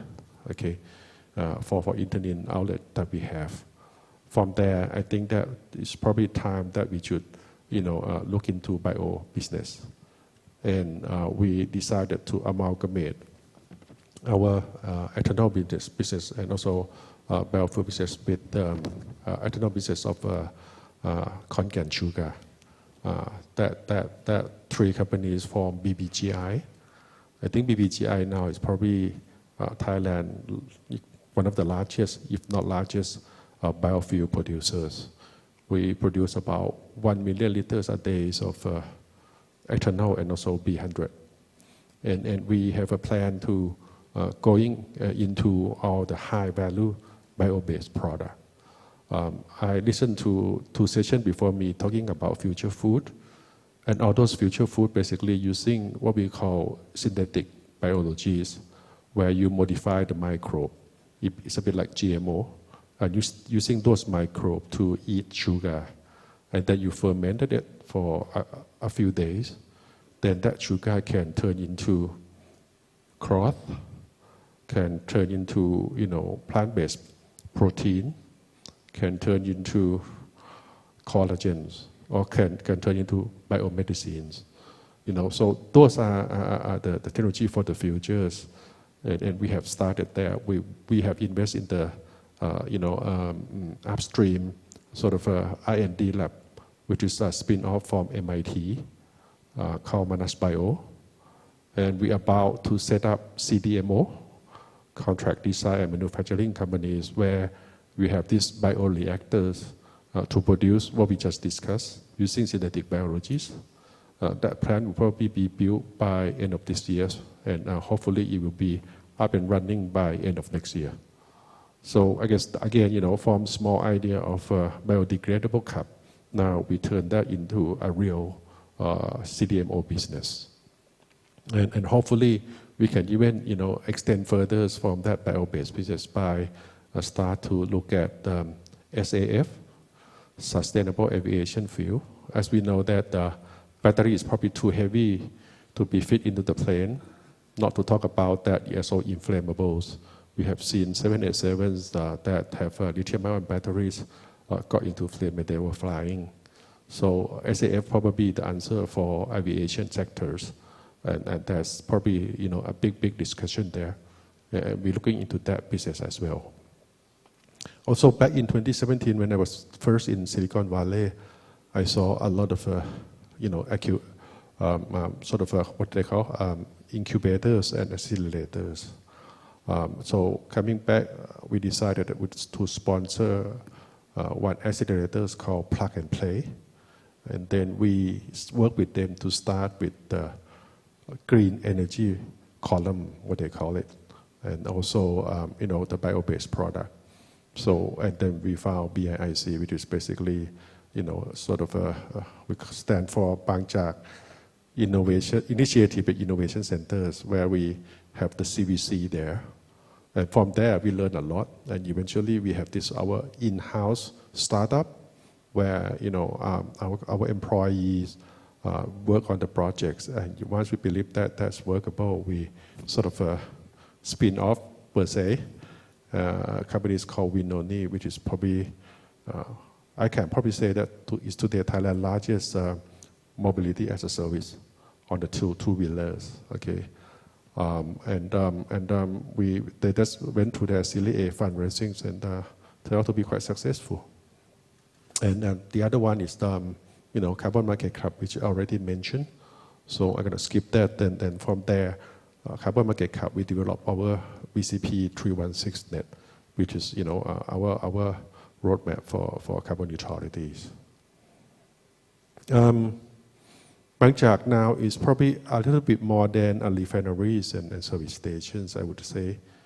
But having said that, I still believe that just Kun Sara just mentioned, okay, the trilemma, okay, of energy still there. The trilemmas are energy securities, energy affordabilities, and sustainabilities. So those are the three corners of the energies that we're facing.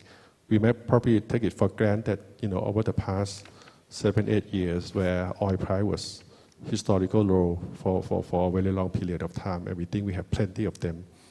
Right now, oil and gas, people are saying that probably the demand is going to outpace the supply, and probably we will be in for a higher, longer. We heard lower for longer, so now it's higher for longer. So oil and gas probably will stay high for, I don't know. JP Morgan was saying for the next 5 years.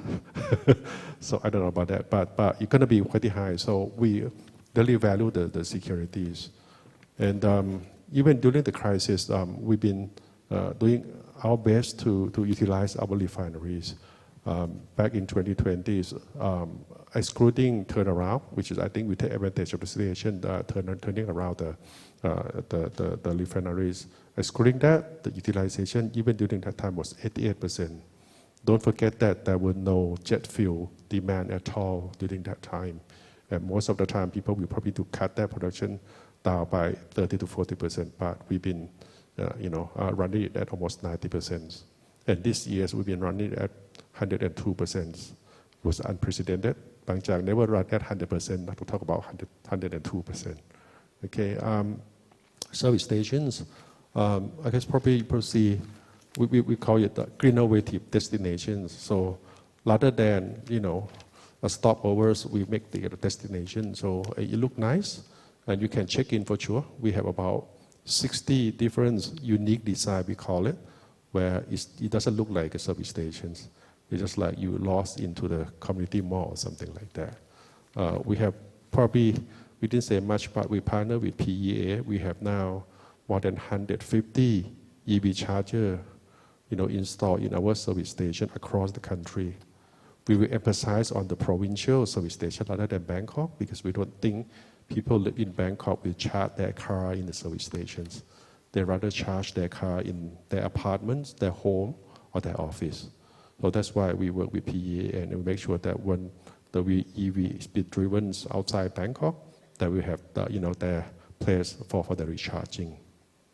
Obviously, we have, two what you call new economies, right? New, that answer to the change of the world, the disruptive one. That's BCPG, where I think we are still the only renewables or green energy power producers in Thailand. We're actually quite proud of that, although we're still very small. And the BBGI, which is bio-based product, I just already mentioned. We ventured into upstream in Norway 3 years ago. That turned out to be quite a good bet. At the moment, it's been producing, a very good return back for us.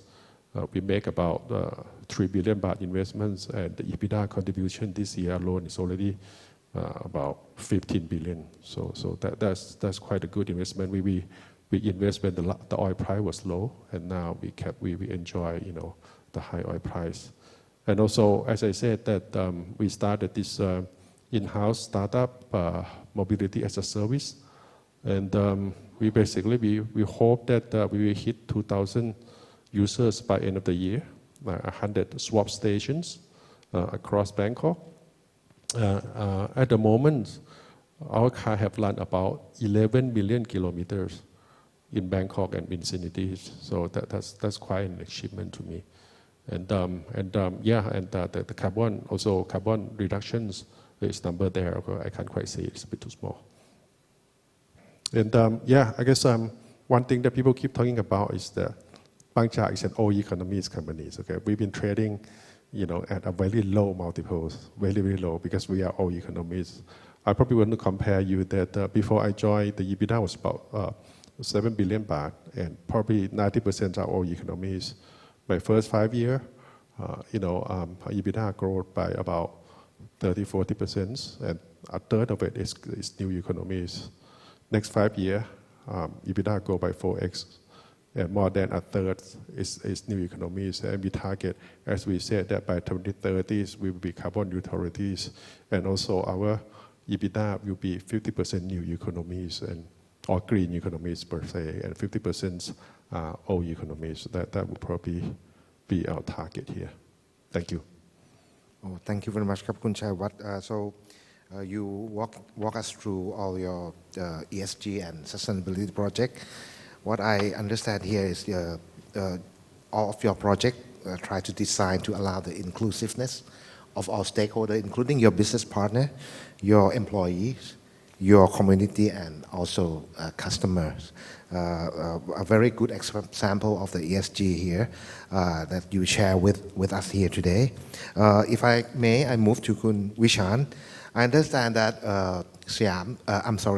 SCG Group and also SCGP has done quite a lot of R&D and innovation and emphasize on this area for quite a long time ago.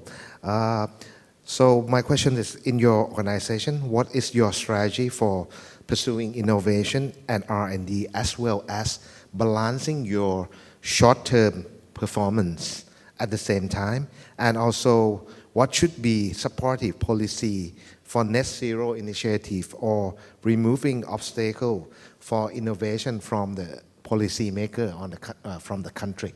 Thank you very much ครับ Thank you ครับ That is a clear question. May I start with the SCGP has listed in the Thailand Stock Exchange of Thailand since October 2020. I mean 1 year 10 months. We just newly in the stock exchange market of Thailand here. At that time, we commit that we will grow the business, and we set the medium-term strategy objective that we will we call the quality growth with double size of business within 5 years after the IPO. And when the time passed 2 years, we have grown a lot for this. And then after the strategic objective, we have set the strategic direction into 4 directions. The first one we call growing the core, meaning we can expand in the packaging or related by the organic growth or even merger and partnership. The second strategy we have said is that we use innovation and packaging solution to serve customer. And the third strategy, operational excellence. And the fourth strategy is ESG, which we already discussed during the first round of the discussion.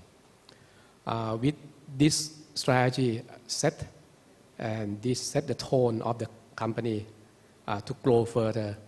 The example that we show here about the quality growth is that last year we merged in partnership with the company named GoPack. This is the service of the food service packaging. The factory in Vietnam manufacture and send to Europe and also in North America. As Kun Manpong mentioned at the beginning, we catch the trend of the e-commerce online ordering. In addition to that, in number 2 also, we have the startup. We use innovation to create the startup, and the company name is the Despack.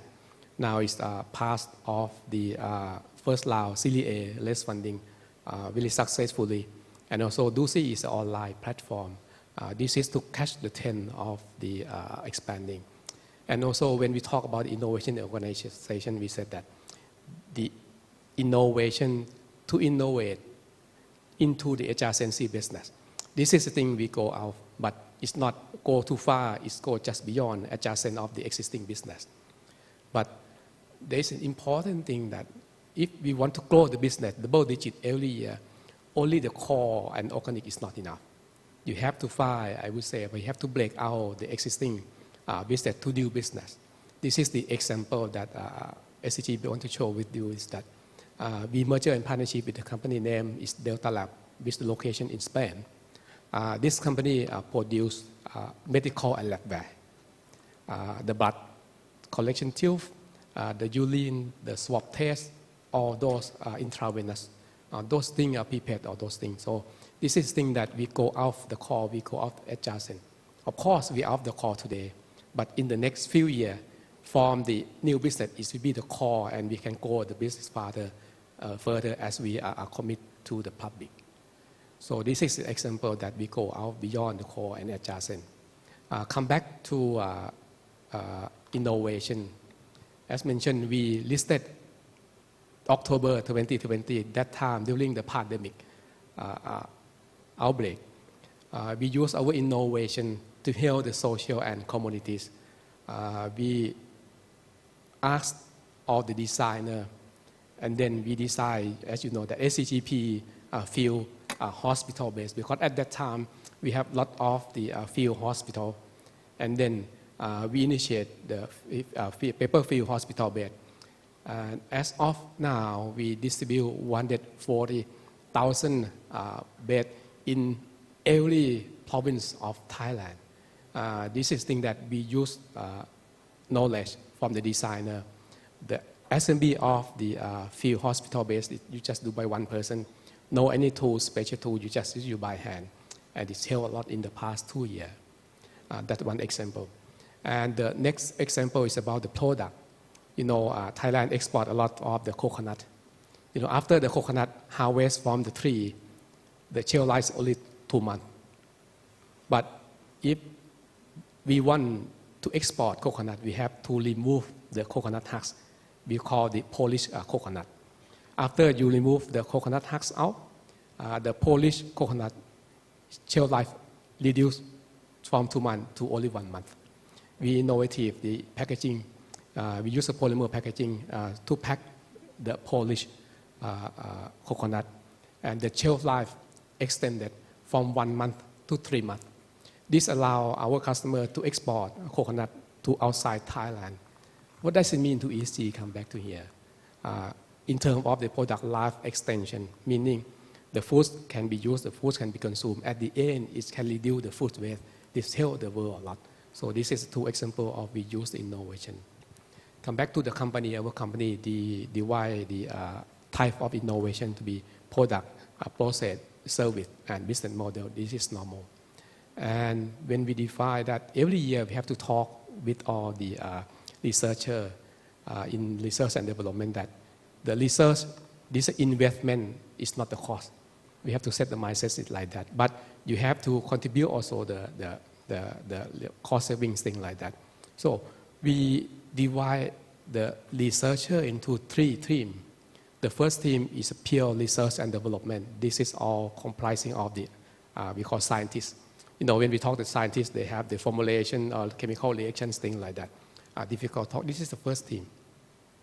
But the important to respond to the question is the second team. Second team we call the process improvement and the troubleshooting team. This is very important to help in the process. And the third team, this is we call innovation management. This comprising of engineer and the sales team. Because the second team is about the process improvement and the troubleshooting. Second team comprising of researcher and engineer to solve all the problem in the process. But the third team, they have to talk to the researcher, they have to talk to the factory, they have to talk to the customer also for try out our product to make this successful.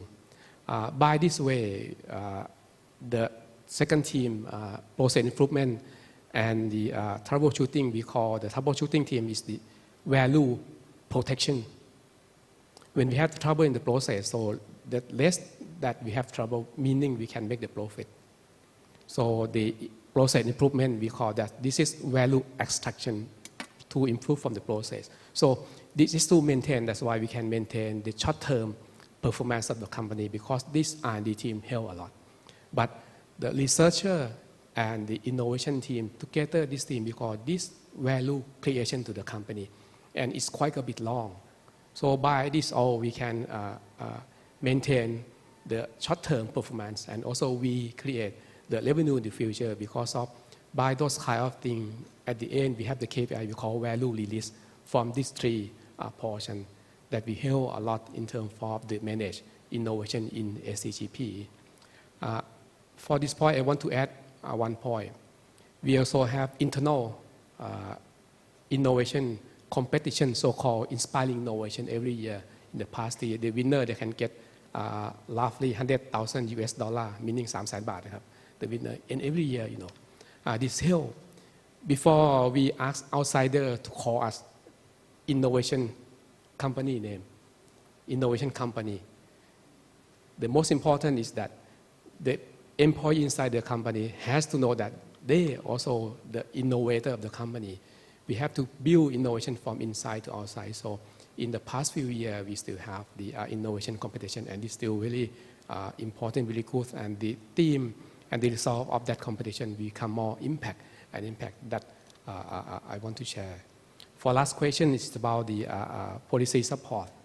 Because we know we do the business in the recycling to back to the manufacturing. Innovation, we get the support from the government, 200% tax deductions, things like that. But I want to end this session with my speech that the important is about the waste management. Sometimes we blame plastic. Okay, plastic is no good. But, the blood bag, the blood pouch, when we go in the hospital, we never see the blood bag in the garbage. Because of the blood bag is very good in terms of the waste management. Together with the recycle bio, those kind of things, together with the waste management, it can help a lot to this world. It can help a lot to the stakeholder, and we make it more easy to accomplish. Thank you. Thank you very much, Khun Vishan. So basically you decide quite a very systematically on in terms of R&D team, not just only pain troubleshooting, but also process improvement and product innovation. And the R&D for main three purpose, just not just to only grow your core business, but to expand into the nearby field and also break out into the new completely new business. So right now we come to the end of the session, and this is the last session for today. Thank you very much for everyone who attend here, physical and of course online. And thank you very much for the panelists. So in conclusion, I think what we got from our three CEOs here is that the world changed and no one can stop that change. And just be prepared, be innovative, and be proactive. That's what I get from this conversation. Thank you so much, Mr. Sarat, คุณชัยวัฒน์ and คุณวิชาญครับ ขอบคุณมากครับ Thank you very much for an informative session on delivery sustainable growth with innovation. Ladies and gentlemen, we have now come to the end of this event. May I take this opportunity to inform you that the video recorded of this event is available at worldwide.set.or.th/Thailand Focus/2022. You can also download documents and file summaries of all the sessions today from there as well.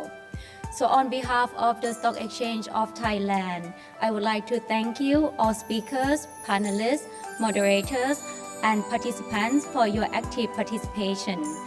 I wish you all a wonderful evening and enjoyable stay in Bangkok. See you all next year. ขอบคุณและสวัสดีค่ะ